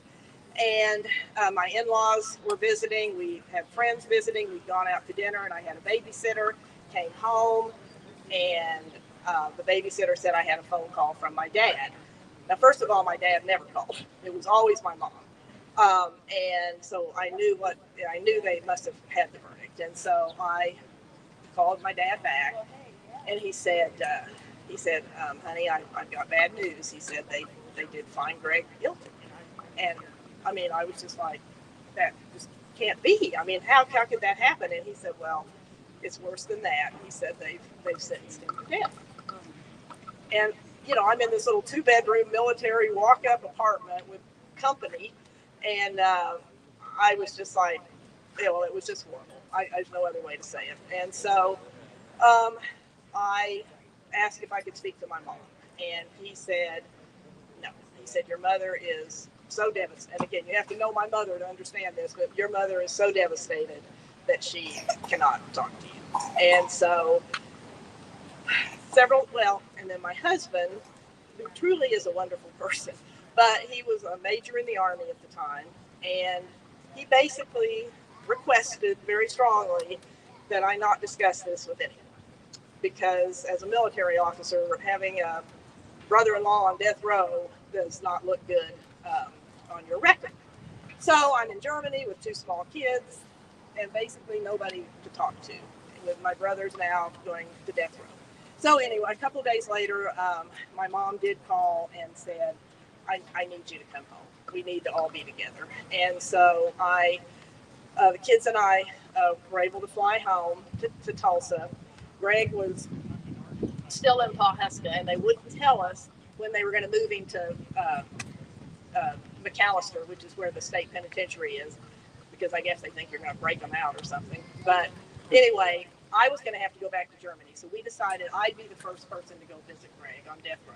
And I was incredibly naive, did not know anything about what I was doing. And so this sounds awful, I guess, but I got all dressed up because I just wanted them to know that we were just not that kind of people. You know, and I walked into this little room, and all they let us have was enough change for a soft drink and a candy bar, and they take your car keys.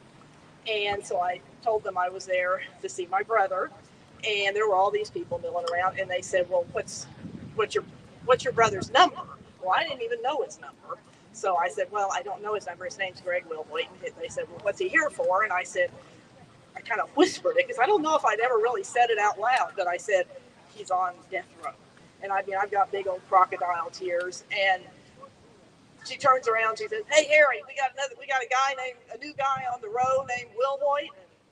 Anyway, so I went through all the stuff you have to go through to go visit on death row, which I hope none of you ever have to do. They sat me in my little plastic chair in front of the bulletproof glass, and I waited. And Greg finally came around the corner in a jumpsuit, handcuffs, belly chains, ankle chains, shuffling in. And as he came around that corner, I thought, this may be the last place I ever see him. I mean, it just really, really hit me like a ton of bricks. But he had his soft drink and his candy bar and talking on the phone, but they wouldn't take the handcuffs off. even though he's behind bulletproof glass. So if he wanted to, take a drink of the Coke, he had to put the phone down, drink the Coke, Anyway, the first thing he said to me was, I want you to forget about me and just get on with your life. He said, I'm never going to get out of here. And he said, the second thing is, please take care of my children. And then he said, I've already promised Mom and Dad I'll go through the first appeal, but if the best that happens is they commute my sentence to life, I'm going to ask them to execute me. Because he said, as a Christian, I am not going to spend the rest of my life in a windowless box, in prison for something I didn't do. So I said, okay, well, no pressure there. Anyway, I left Greg because at that point we'd had to sell his house, trying to raise money. And so he was eligible at that point for what's called the indigent defense system in Oklahoma. So he was assigned to a public defender. His name was Mark Barrett. And Dr. Krause, who was the dentist who had come from Kansas, was so appalled. I mean, he knew it wasn't Greg's bite mark. And so he contacted Mark Barrett and said, I will help you any way I can with this because this is a miscarriage of justice. So then I had to go back to Germany. Mark and Dr. Krause sent the bite mark to the 12 top forensic odontologists in North America, which included Dr. Suberon. He worked on the Ted Bundy case and the FBI and the Royal Canadian. Anyway, sent it to 12, completely blind. Didn't tell them whether they were working for the defense or for the prosecution.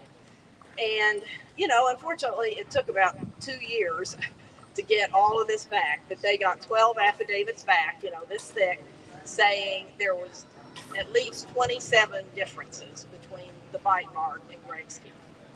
So we very naively thought, oh, well, okay, then, they're going to let him go. I mean, it's clearly not his bite mark, and that's all they had. They never investigated any of that other evidence, the bite mark, the thumbprint, the hairs, all that kind of stuff. And so by then, we had been transferred.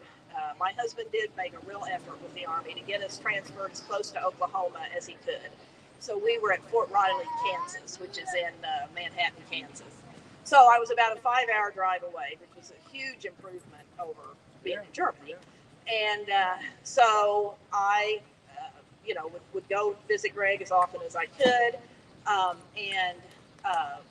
Mark Barrett, his attorney, tried to get Greg what's called an evidentiary hearing because basically no evidence was presented at his trial. And so, much to our surprise, it was granted. And so we were able to have these evidentiary hearings, and Dr.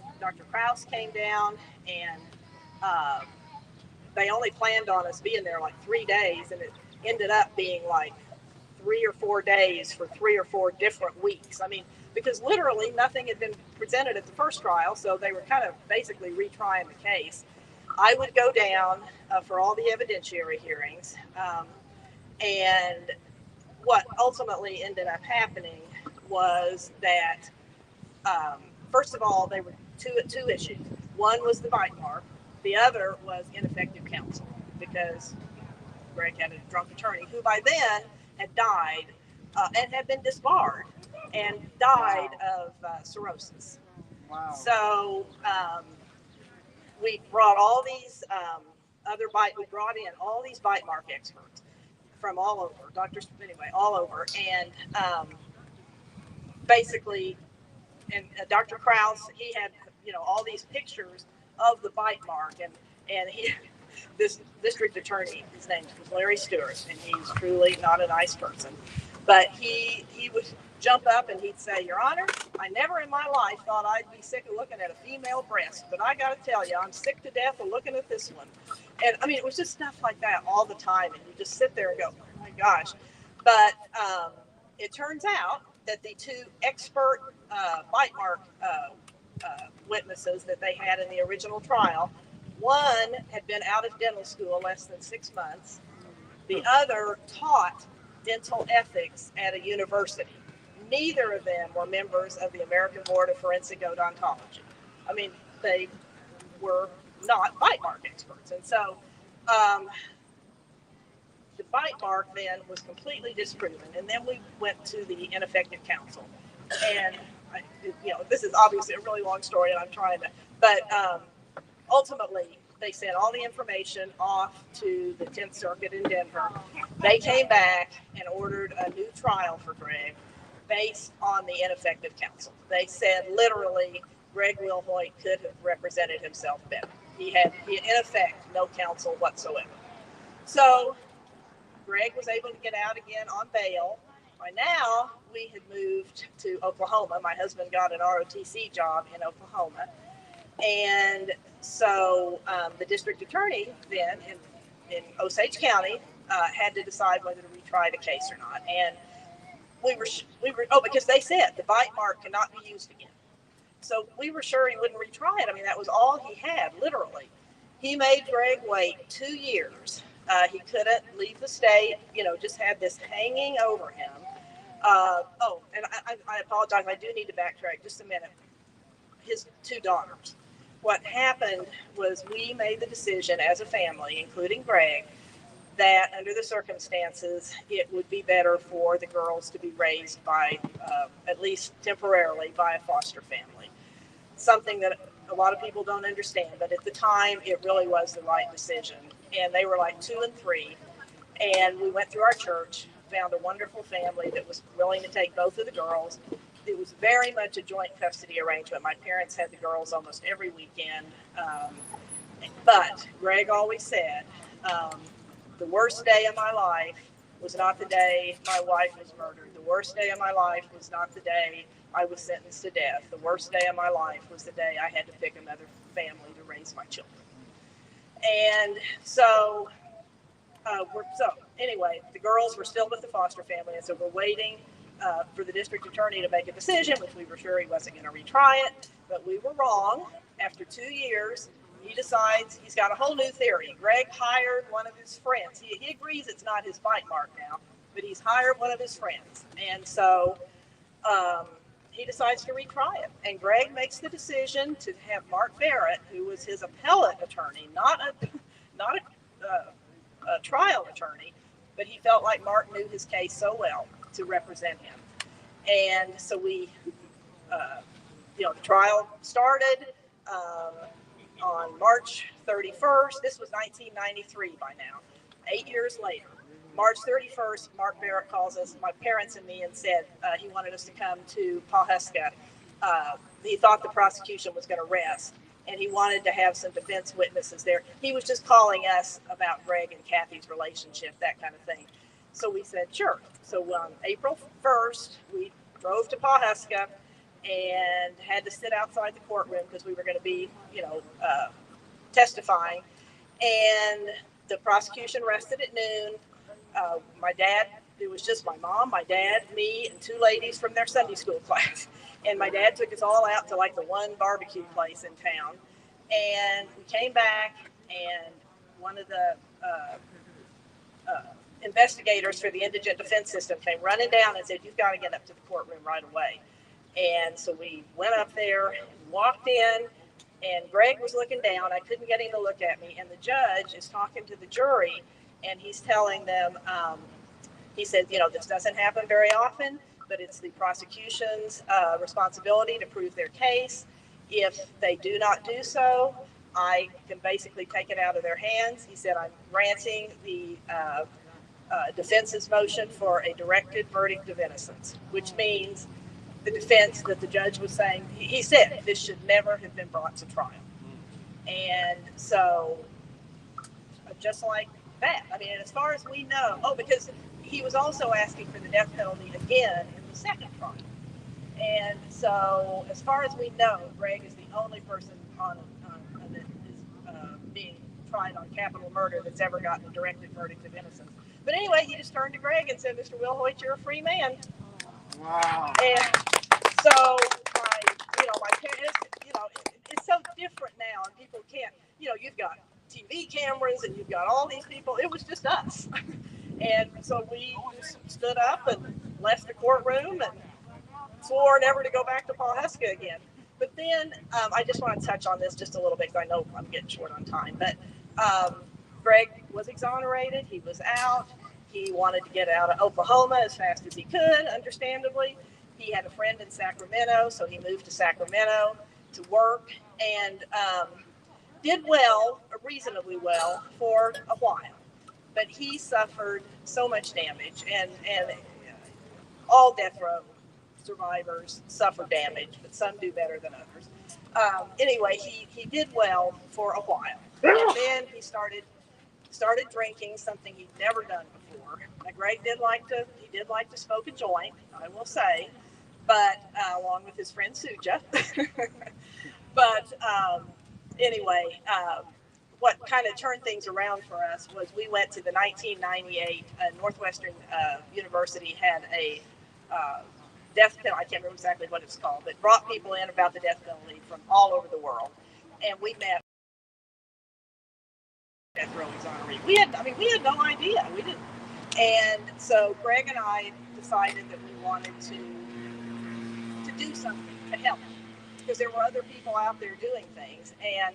But unfortunately, as I said, he was drinking, and he had a lot of issues, and he was so far away. It was really hard to help him sometimes. But there's an organization out in California called Death Penalty Focus. It's Mike Farrell's the president of it. But anyway, they found out that Greg was in California, and so they started using him to tell stories, tell his story, and travel around the state. And he learned how to become a speaker, and he was very unique speaker. He had people laughing and crying at the same time. I mean, he was very folksy, but he was also one of the smartest people I've ever known, and he really knew his case, and he made he changed hearts and minds. I mean, he did.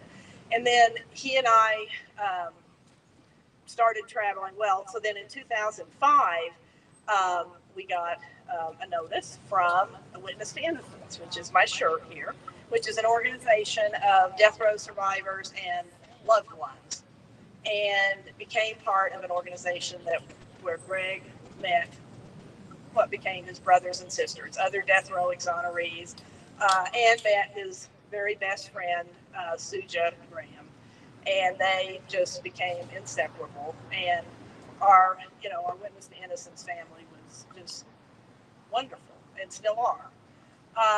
But Greg was also still really struggling, and he had good days and he had bad days, but ultimately the alcohol and the drugs took their toll, and he did pass away in 2014. And so, and actually Suja did the eulogy at his memorial service. I mean, it was pretty amazing. Well, and one other thing, he had actually remarried about 2 years before he died, and he had what he used to call a theme wedding. His attorney Mark Barrett was his best man. His Suja was there. Kurt Rosenberg and Phyllis was there, and Terri Steinberg came too for Greg's wedding. And the minister that married him was the death row chaplain. Wow. That he had known and had stayed in touch with all these years. So he called it his death row theme wedding. Yeah. But Greg he did pass away, and I just made the decision that I would try to. I mean, I'm not the speaker Greg was by any stretch, but that I would continue to tell his story. And I'm very grateful to Abe for inviting me to come, and I just hope I can do Greg justice. And I will just say one other thing, that Greg, the one thing I wanted for him from the state of Oklahoma, because they never reopened the case, the prosecutor refused to even look at anybody else, said, I had the right guy, you let him go. John Grisham wrote a book called The Innocent Man that has Greg's story in it. But I just wanted somebody in the state of Oklahoma to say, I'm sorry. And it never happened. And that will always break my heart. So that's my story. Suja, you want to come up and say a word or two? Suja. Suzanne can stay with Phyllis, and Phyllis can come too.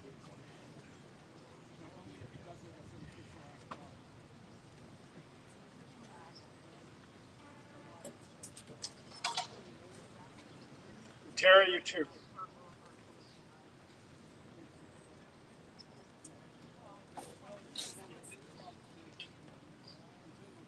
Gina Grimm, Phyllis Prentice, Terri Steinberg.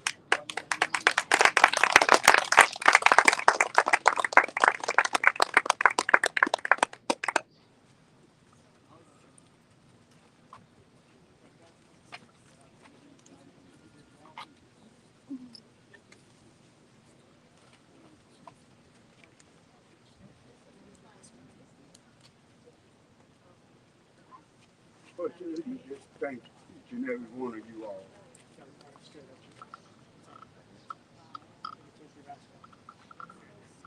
you pull this down just a little bit? There you go. I think it's on. Isn't it on? Yeah.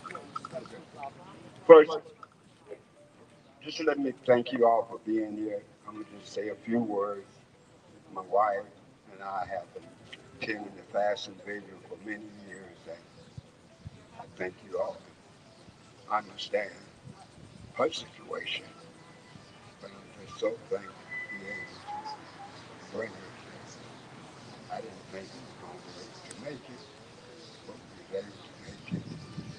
But I know my sister, Nancy, was here, and I just had to bring her out to see her. So thank you all for being here. Long live the spirit of joint and hope. Long live the spirit of the fast and vigil. And long live the spirit of the movement to end capital punishment throughout the world. Thank you all very much.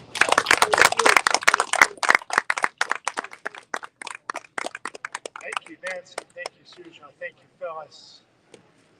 Thank you, Terri.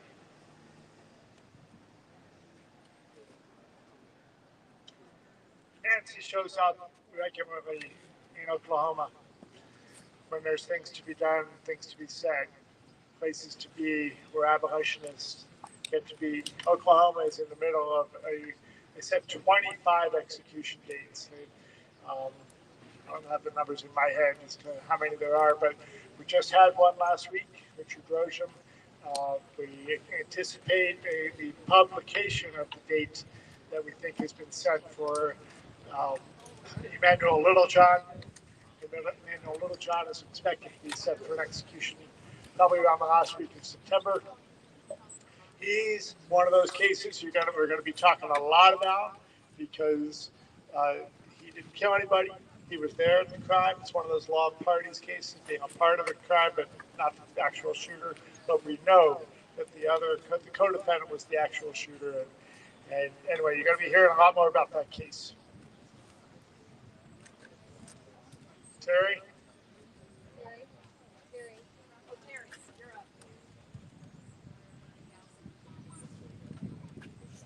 So, another death row story. I'm sorry to tell you, and grateful to tell you at the same time, that we have Terri Steinberg. And I remember the day that Terri got out of the car right over there and came up here crying, "Will somebody help me?" And she found a new family. Bear with me. I've had some phone issues the past few days, so I hope you can hear me. Like Gina and Nancy, I did not choose to be in this movement. The movement chose me. Quick, because I don't think the voice is going to last. I'm Terri Steinberg. I live in Fairfax, Virginia. I have 4 kids. In 2001, March 15th, there was a young man named Danny who was murdered by a young man named Owen. When Owen was arrested and taken back to jail, Owen was a very drug-infected young man. And they held him in that prison cell for a couple of weeks and threatened him with the death penalty and told him that if he did not blame this on my son, that he was going to face a death sentence. So after a few weeks of being threatened with the death penalty and not having his drugs His girlfriend was now being threatened as well as an accessory to the crime. He decided to tell the prosecutors exactly what they wanted, and that was that my son Justin asked him to kill Danny. I have 4 children. At the time, my second child was 18 years old. Can you imagine being 18, trying to make decisions about your life, your future, college, when they're threatening your older brother with the death penalty? Christina was 15, freshman in high school, captain of the cheerleading squad. Her road through high school should have been paved with joy and laughter. But again, she had to step over a newspaper every day to go to class that had her brother's picture on the front page, calling him a murderer. My youngest child was 4. How do you tell a 4-year-old about the death penalty? How do you tell a little girl that the state that we live in wants to kill the brother that she loves so dearly, the brother who used to sit and watch Disney movies with her? How do I tell her that the state was going to take him out of a box where he had been rendered helpless, walk him down the hall, strap him to a table, and pump him with poison? And there was nothing I was going to be able to do to stop her. Justin turned himself in on May 1st, 2001. He believed that if he told the truth would set him free. He called me up and he said, "Mom, I have to turn myself in. They think that I had something to do with Danny's death. I've been selling marijuana, but it was just marijuana. I should be home in just a few days. Please don't worry." That was March 1st, 2001. And to this day, my son still sits incarcerated in a prison cell for a crime that he did not commit. He went off to death row in June of 2002. In 2005, Owen decided to admit he lied in court to save himself. And he wrote a 15-page affidavit talking about what happened and how he would come to blame this on my son. The lawyers thought they had him. They thought they were going to be able to bring my son home. It was just before Christmas. I remember they called him up and said to Justin, they said, "Danny, Owen had admitted that he lied in court." And you know what Justin's response was? "This is the best Christmas present my mother could ask for." But unfortunately, it wasn't until 2010 that we got to go to court. It's a federal trial. The prosecutor admitted that he had manipulated witnesses by putting them together prior to their testimony in order for them to get their story straight. He admitted to withholding evidence that would have proven my son's innocence. The biggest piece of that was a handwritten document from the marshal that picked him up in California, picked Owen up in California, and while they were on the plane, he told him, "You need to blame this on Justin Wolf in order to save yourself from the death penalty." I think that was a crucial piece of information that jury needed to see in order to not convict. The trial lasted 3 weeks. Many kids testified against Justin in order to protect themselves from charges. They sentenced him to death within an hour. He was sentenced to 30 years for selling drugs, marijuana, his first offense, 3 years for a gun he never touched, and death for murder for hire, a crime he didn't commit. So in 2010, we're now sitting in this federal courtroom, seeing this evidence that wasn't presented back in 2001. The judge was furious. He actually threw his pen across the room, asked the prosecutor, he says, "Is this the way you normally do business?" And he says, "Well, sometimes I have to. If I give the defense all of the information, all of the evidence, they will fabricate a defense." We couldn't believe it. We would have hoped that that would have brought my son home. But unfortunately, the judge took a while. I think we got the order from that in 2012. So it was almost 2 years later. I was in Germany with Bill Pilkey when I got the word that my son's case was being vacated, sent back to a lower court. But the order was release or retry him in 120 days. They decided to retry him. The prosecutor was reprimanded for the way he handled the case. So he asks his best friend in the next county to handle the retrial for him. They pile on 6 new charges. 3 more were death eligible. 4 more could have given him life in prison. My son was now taken from the route where he actually had people who he trusted and cared for and loved, and who loved him. Guards that used to come up to me in the visiting booth and say, "Keep fighting, Mama. He doesn't belong here."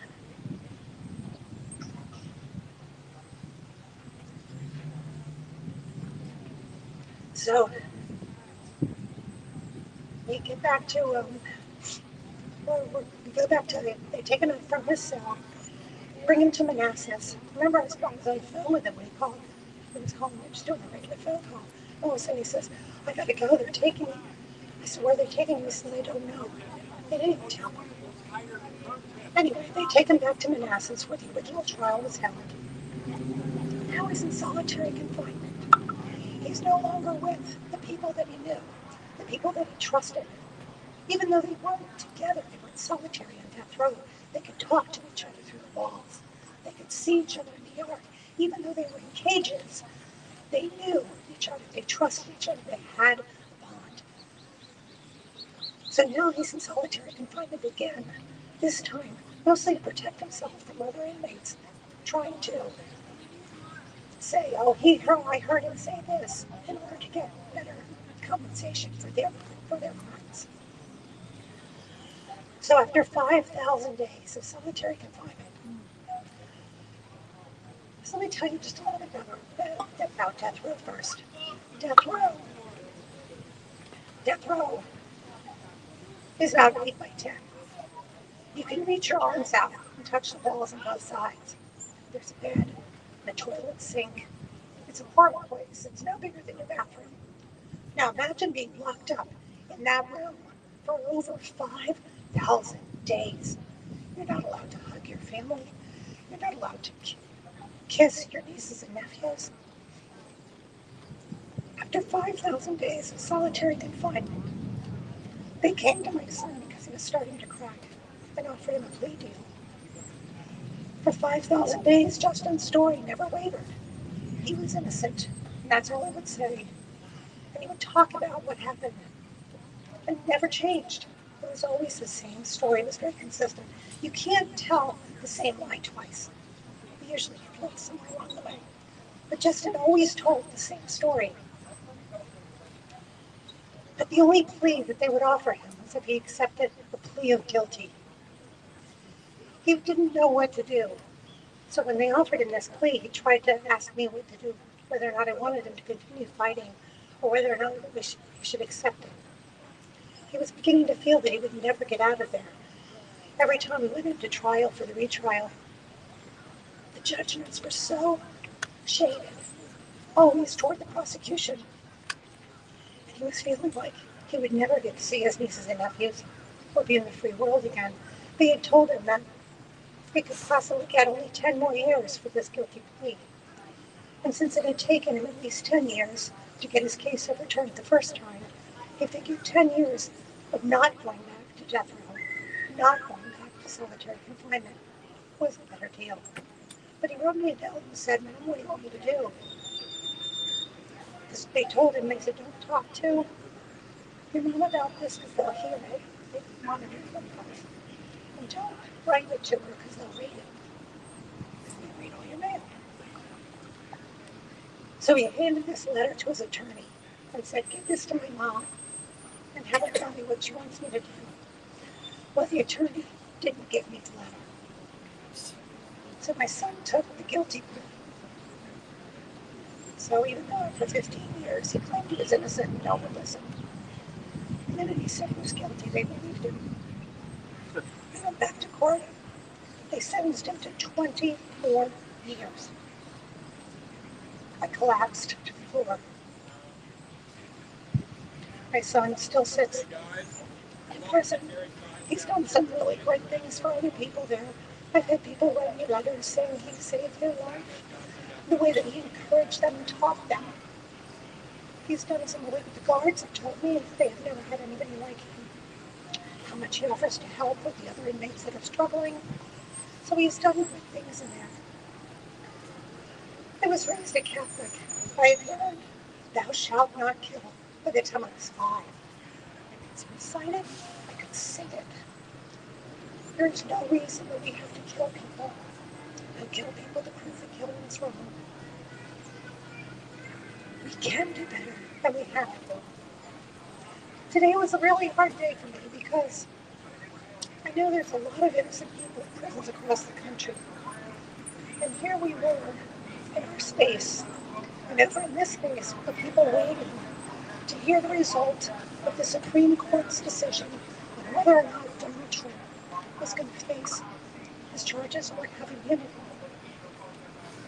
Most of these people on the rows across the country, most of these people in jails can't get their cases heard. And it takes years for most of them. Why was this so fast-tracked? Why does that say equal justice under law when it doesn't mean it for everybody? Only the people with the money. Only the people who have power. So as my son sits and rots in a prison, he's now 43 years old. He was 20 when he left us. He didn't have a chance for immunity, and he still doesn't. So to me, it seems a little unfair. Nancy, Gina, and I, we are a collateral damage of the death penalty. I know that when my son's case was vacated, that the Petroli family had waited 15 years for the justice of seeing my son executed. And I knew that even though I was relieved that he wasn't going to be executed, I knew that only brought more pain on their family. And that wasn't fair.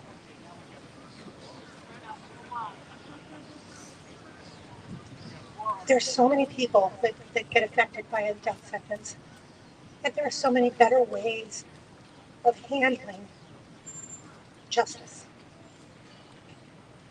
And I think that we can do that. Being here with all of you inspires me to keep going. 2 days after Justin was sentenced to die, I was desperate for help. I knew I had to find the right people to save my son. And somehow, by the grace of God, I drove from Fairfax, Virginia, straight to D.C., and I'm not good at that route, and D.C.'s hard for me.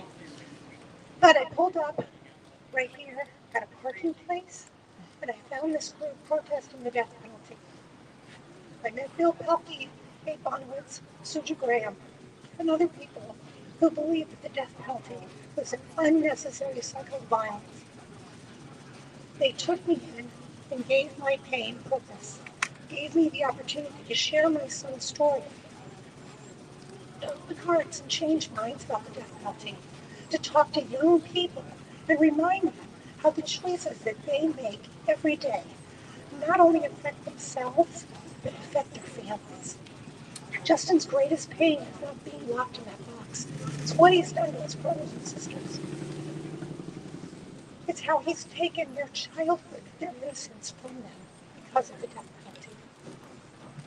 I know the Petroli family has an empty chair at their kitchen table, but I promise you, so do we.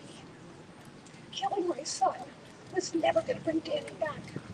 It was only going to create more victims in me and my family.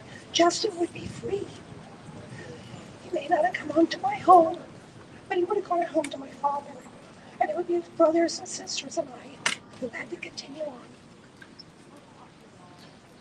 So I am so grateful for the Jury of Hope, where I'm now a member of the board, for Abe, Scott, and all these people who come out here and inspire me to keep going and keep fighting. And I hope that one day, instead of sitting out here in the sun and baking, we can celebrate the abolition of the death penalty. Thank you.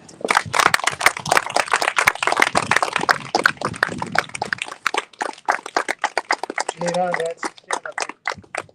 These three together.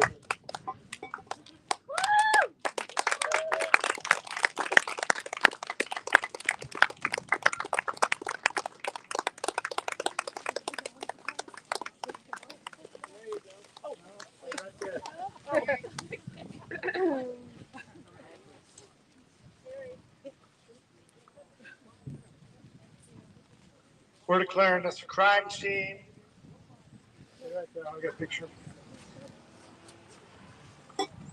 What's done to these victims' families, because the death penalty creates victims.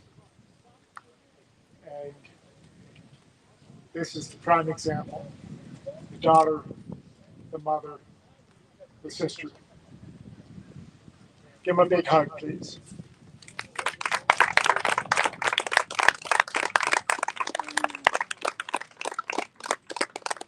Come and get this picture. We gotta get this thing in here.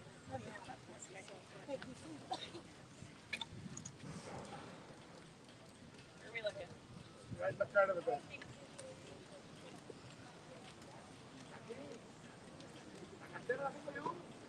Keep on the crime scene tape. One more speaker. We're almost done. I want to thank each and every one of you for pouring your hearts out tonight and for being a part of this. And Terri, for your voice, did it all did just fine. Gavin, keep holding that up.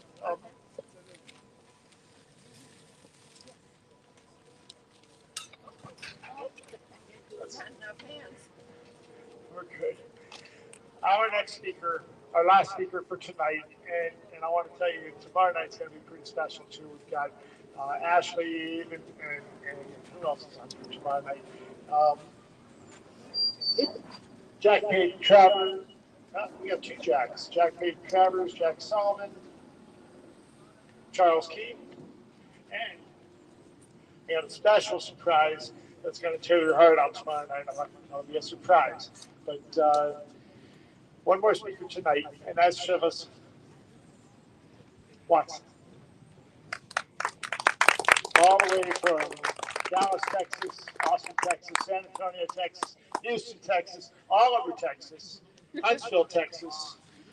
Chivas Watson, we bumped into you just last year with the family of Rodney Reed, Sandra Reed, Rodney Reed, Broderick Reed, the Reed family, having a protest outside the Supreme Court of Texas. We had met previously during the media tour. Charles and I met you with when we were working on Melissa Lucio's case, and then you showed up just walking through, and boom, somebody came last year to the Fast and Vigil, and now you're back. And this guy's all over the place working on all kinds of cases, and he's going to share a bit with us tonight. Chivas Watson.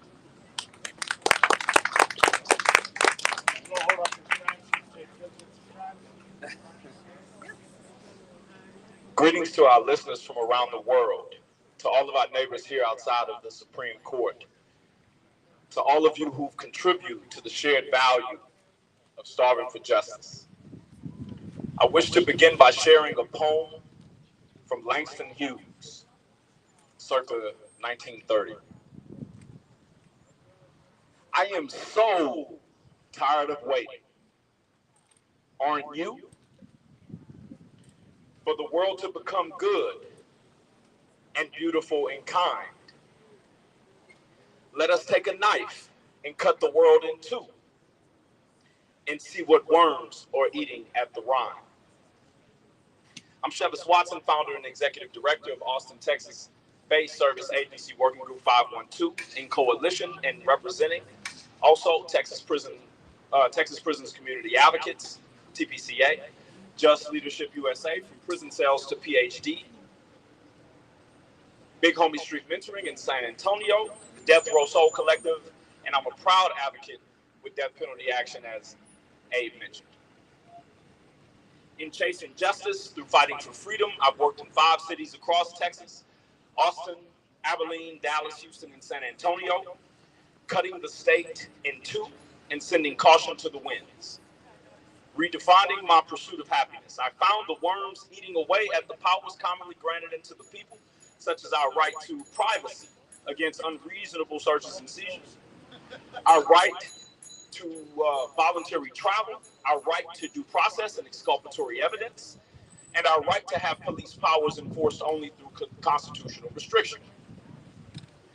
As the End Mass Incarceration reporter on KPFT 90.1 FM Houston's The Prison Show, I engage with international audiences regarding the impact the carceral legal system has on our lives, The worms certainly eat away at our free shout-outs weekly, where we learn when we learn of a parole set-off or new execution date. And they absolutely bite at the hard-fought love shared between family members who sacrifice to support and fund inmate accounts. When I landed at Reagan last week, I was struck by DC's beauty and varieties of culture. I wondered if Joe Biden might hear me, if Mike Johnson would even hear me, if Nikki Haley would hear me, if I screamed in devout pain that each branch of the government must adhere to the Constitution, and the judicial branch must not be allowed to assume or exercise legislative or executive powers. Today, with the news of Donald Trump receiving some immunity for the intentional crimes he committed on January 6th, the 6-3 decision of the judicial actors who work in the building behind us truly represented those worms that Hughes wrote about in his poem. Does Joe Biden know that he has a serious decision to make soon?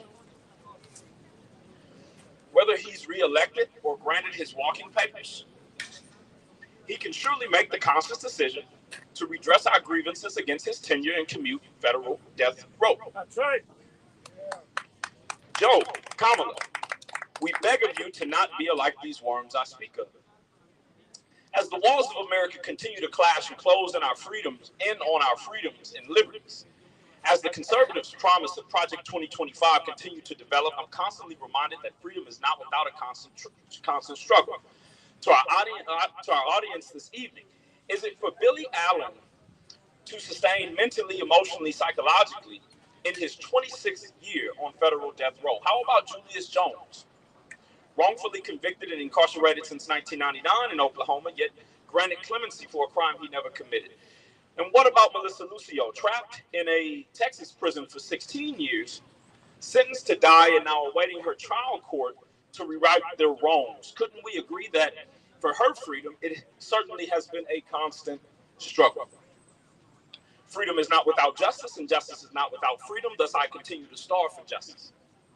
Dr. Reuben Jonathan Miller of the University of Chicago's Crown School of Social Work writes in his book, Halfway Home, Race, Punishment, and the Afterlife of Mass Incarceration, you cannot treat or arrest or perhaps even reform your way out of mass incarceration, because mass incarceration is about citizenship, not criminal behavior. And citizenship is about belonging. After my release in a Texas prison, or after my release from a Texas prison in 2020, I've worked hard to fuel my dream to achieve a sense of belonging, a freedom that can't be taken away from me, but also from others by the long tail of mass incarceration. I've got 75 clients around the state, from recently released persons to substance abuse recovery, from legal education and research to several individuals who are currently incarcerated and depend on me for support. In 2023, I touched 17 states with my organization in our efforts to resolve needs and create solutions. 1 out of 5 Texans suffer hunger, so we've rescued 14 million pounds of food.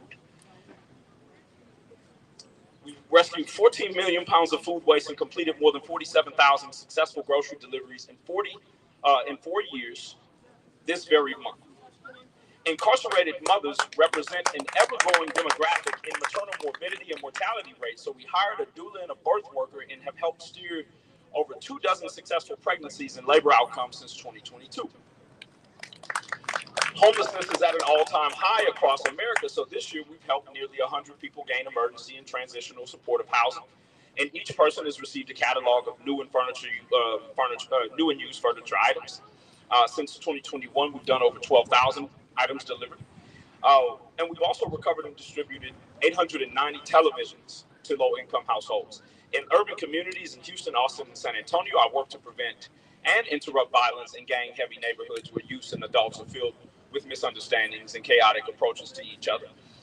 Since 2022, we've distributed over 4,000 tablets, phones, home hotspots, and computers. And we also teach Google 101 and online access classes to folks suffering a digital divide. In the last year in Austin, we've distributed roughly $150,000 in transit passes to folks needing mobility assistance, and our mobile clothing closets currently have over $250,000 in women's clothing and shoes and $175,000 in men's clothing and shoes usually on Wednesdays. I'm inside of the Travis County 331st District Court, working in their drug diversion court as the court vendor, connecting impacted persons to employment, clothing, and other solutions. I pick up persons that are in jail and are being released to treatment facilities, and we've been providing Narcan to communities before it was a thing to do.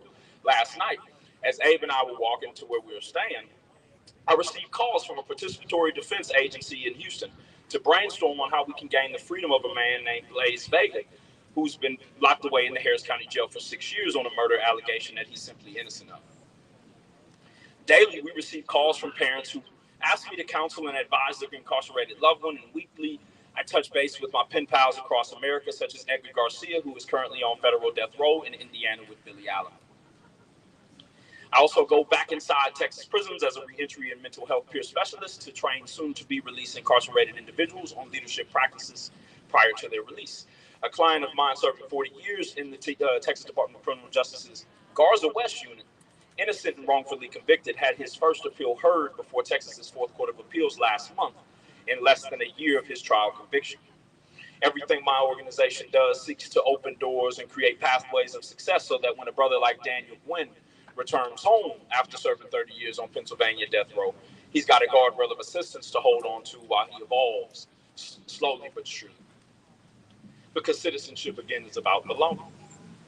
And although I've completed over 2,000 projects since May 2020 and completed 7 leadership fellowships since June 2020, I've also applied to over 175 jobs, and I haven't gotten one.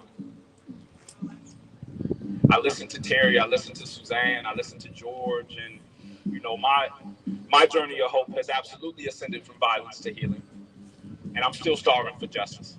The only answer I've found is abolition.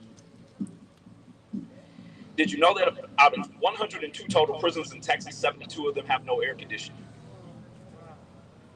Were you aware that in 2023, 334 persons suffered heat-related deaths in Texas prisons? I'm inviting you to learn more about the 85 to Stay Alive campaign, where we're demanding the governor, Texas state legislator, and Texas Department of Criminal Justice Board to ensure that they follow Texas jail standards, which require temperature control between 65 and 85 degrees. Texas Prisoners Community Advocates is bringing our mock cell exhibit around the state to universities and faith-based spaces this year, inviting community members to spend 7 minutes with me inside of a solitary confinement cell. We'd love to bring the 85 to Stay Alive campaign across the country to provoke national pressure to our state officials as states such as Florida, Kansas, Alaska, Montana, Georgia, and Alabama deal with the same cruel, unusual, and inhumane treatment of incarcerated individuals. Our next mock cell exhibit will be our Day of Mourning, held on Nelson Mandela Day in Houston, Texas on July 18th and 19th, 2024 at Greenhouse International Church in the Greens Point neighborhood of Houston. So let me ask you in the audience a question. If the AC in your house broke, how long would you take to get it fixed? The tax dollars of Texans and also other citizens in the aforementioned states are being egregiously spent. My client in Garza West, I mentioned, has lost 100 pounds in the last year. Again, the only answer I see is breaking our loved ones free from the chains and the traps of treason and tyranny in the name of abolition. Do you feel me? I'm so tired of waiting. I'm so tired of starving. Aren't you? I spend much time researching and educating myself in the law in the name of guys I know or once knew. Ivan Cantu, murdered on Texas death row. Carl Buntion, executed in pain on Texas death row. Also some guys I never knew, but am inspired by, such as Rodney Reed, innocent on Texas death row. Taurus Sales on Texas death row. Darius Elam, serving a life sentence in TDCJ's Darrington unit. Francis Newton, murdered on Texas death row. In my research, I've learned that each, in the trial phase, failed to have the following legal motions filed: a motion to suppress evidence, a motion to compel, a motion to preclude, a motion in limine. Lastly, I found in my research that none of the names I mentioned in the pretrial phase had a dismissal evaluation shared with prosecutions by a defense attorney, where a defense attorney can help their client negotiate a dismissal before it gets to the trial phase. I found that none of these were filed. So even in my research, after I take a knife and I split criminal law in two, one side having the actus rea and the other having the mens rea, I find the worms, the same worms mentioned in Langston Hughes' poem from 1930, eating away at the rhyme. See, I can't help but speak of liberation when informing you that there is no other solution in resolving the wrongs of this criminal justice system but to destroy it and tear it to granular pieces. Allow me to use the words of Brian Stevenson, founder of Equal Justice Initiative, who said, "The true measure of our character is how we treat the poor, the disfavored, the accused, the incarcerated, and the condemned." And I can't help but think if we could truly, I was just talking about this with some folks yesterday, I think with you, Kat.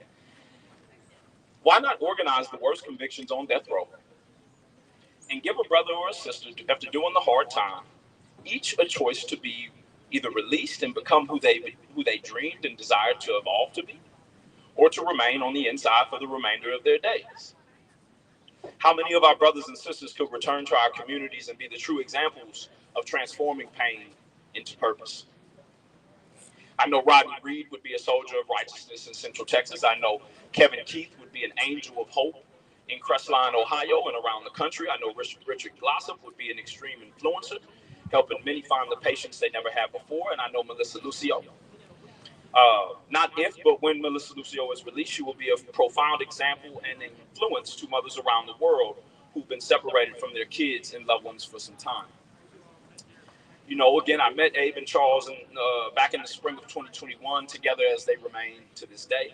And in the humid Austin weather, they were hot on the trail to achieve a stay of execution for Melissa. I'll never forget. They didn't ask me about my charges. They didn't ask me about my failures. They received me as a brother and established a loving community around me, you know, giving me that sense of belonging I mentioned earlier. And that's what I find here. They've supported me, and they've also inspired my efforts to help save and change lives in this country and continue fighting against executions no matter where I go. Thus, I don't hold on to what Ramiro Gonzalez did, nor what Torres Sales did. I believe that we are more than our worst mistakes, our worst days, and our worst seasons. So the next time you consider how tired you are, how much you've been waiting, remember that I'm with you and you're not alone. We both want the world to become good, to be both beautiful and kind, but also fair. As if equal justice under law was tangible and true, not just etched and hanging behind us, ignored as it is daily. We must continue to light the fire and fuel our dream for the system to be destroyed and rebuilt, but only in our shared and renewed visions and values, so that the collective dreams of these past 31 years of Fast and Vigil become true. I am so tired of waiting. Aren't you? For the world to become good and beautiful and kind. Let us take a knife and cut the world in two and see what worms are eating at the rind. The words of Langston Hughes remain true and remain relevant. The only answer is abolition. I'm hungry. I'm starving. Please feel free to reach me at 512-953-3980 or 832-598-1347 or via email at workinggroup512@gmail.com. Visit our link tree to learn more about our work. But after 1,591 executions and counting, can you all scream abolish the death penalty with me? Yeah. 1, 2, 3. Abolish the death penalty. Thank you. And may the fast and vigil live on until we say it with me again. Abolish the death penalty. Thank you. Amen, brothers. Thank you. Thanks to each and every one of you that is here. I want you to know, by virtue of being here, you are a leader in this movement, and you get to carry forth the voices of experience on the death penalty that you've heard here tonight. I want to invite you to come back tomorrow, noon, rally at noon, although I'll say that in a second. And then we start on our final program of the evening at 6 p.m. But from now, actually from this morning, this event is now continuous. So we're going to be out here all night.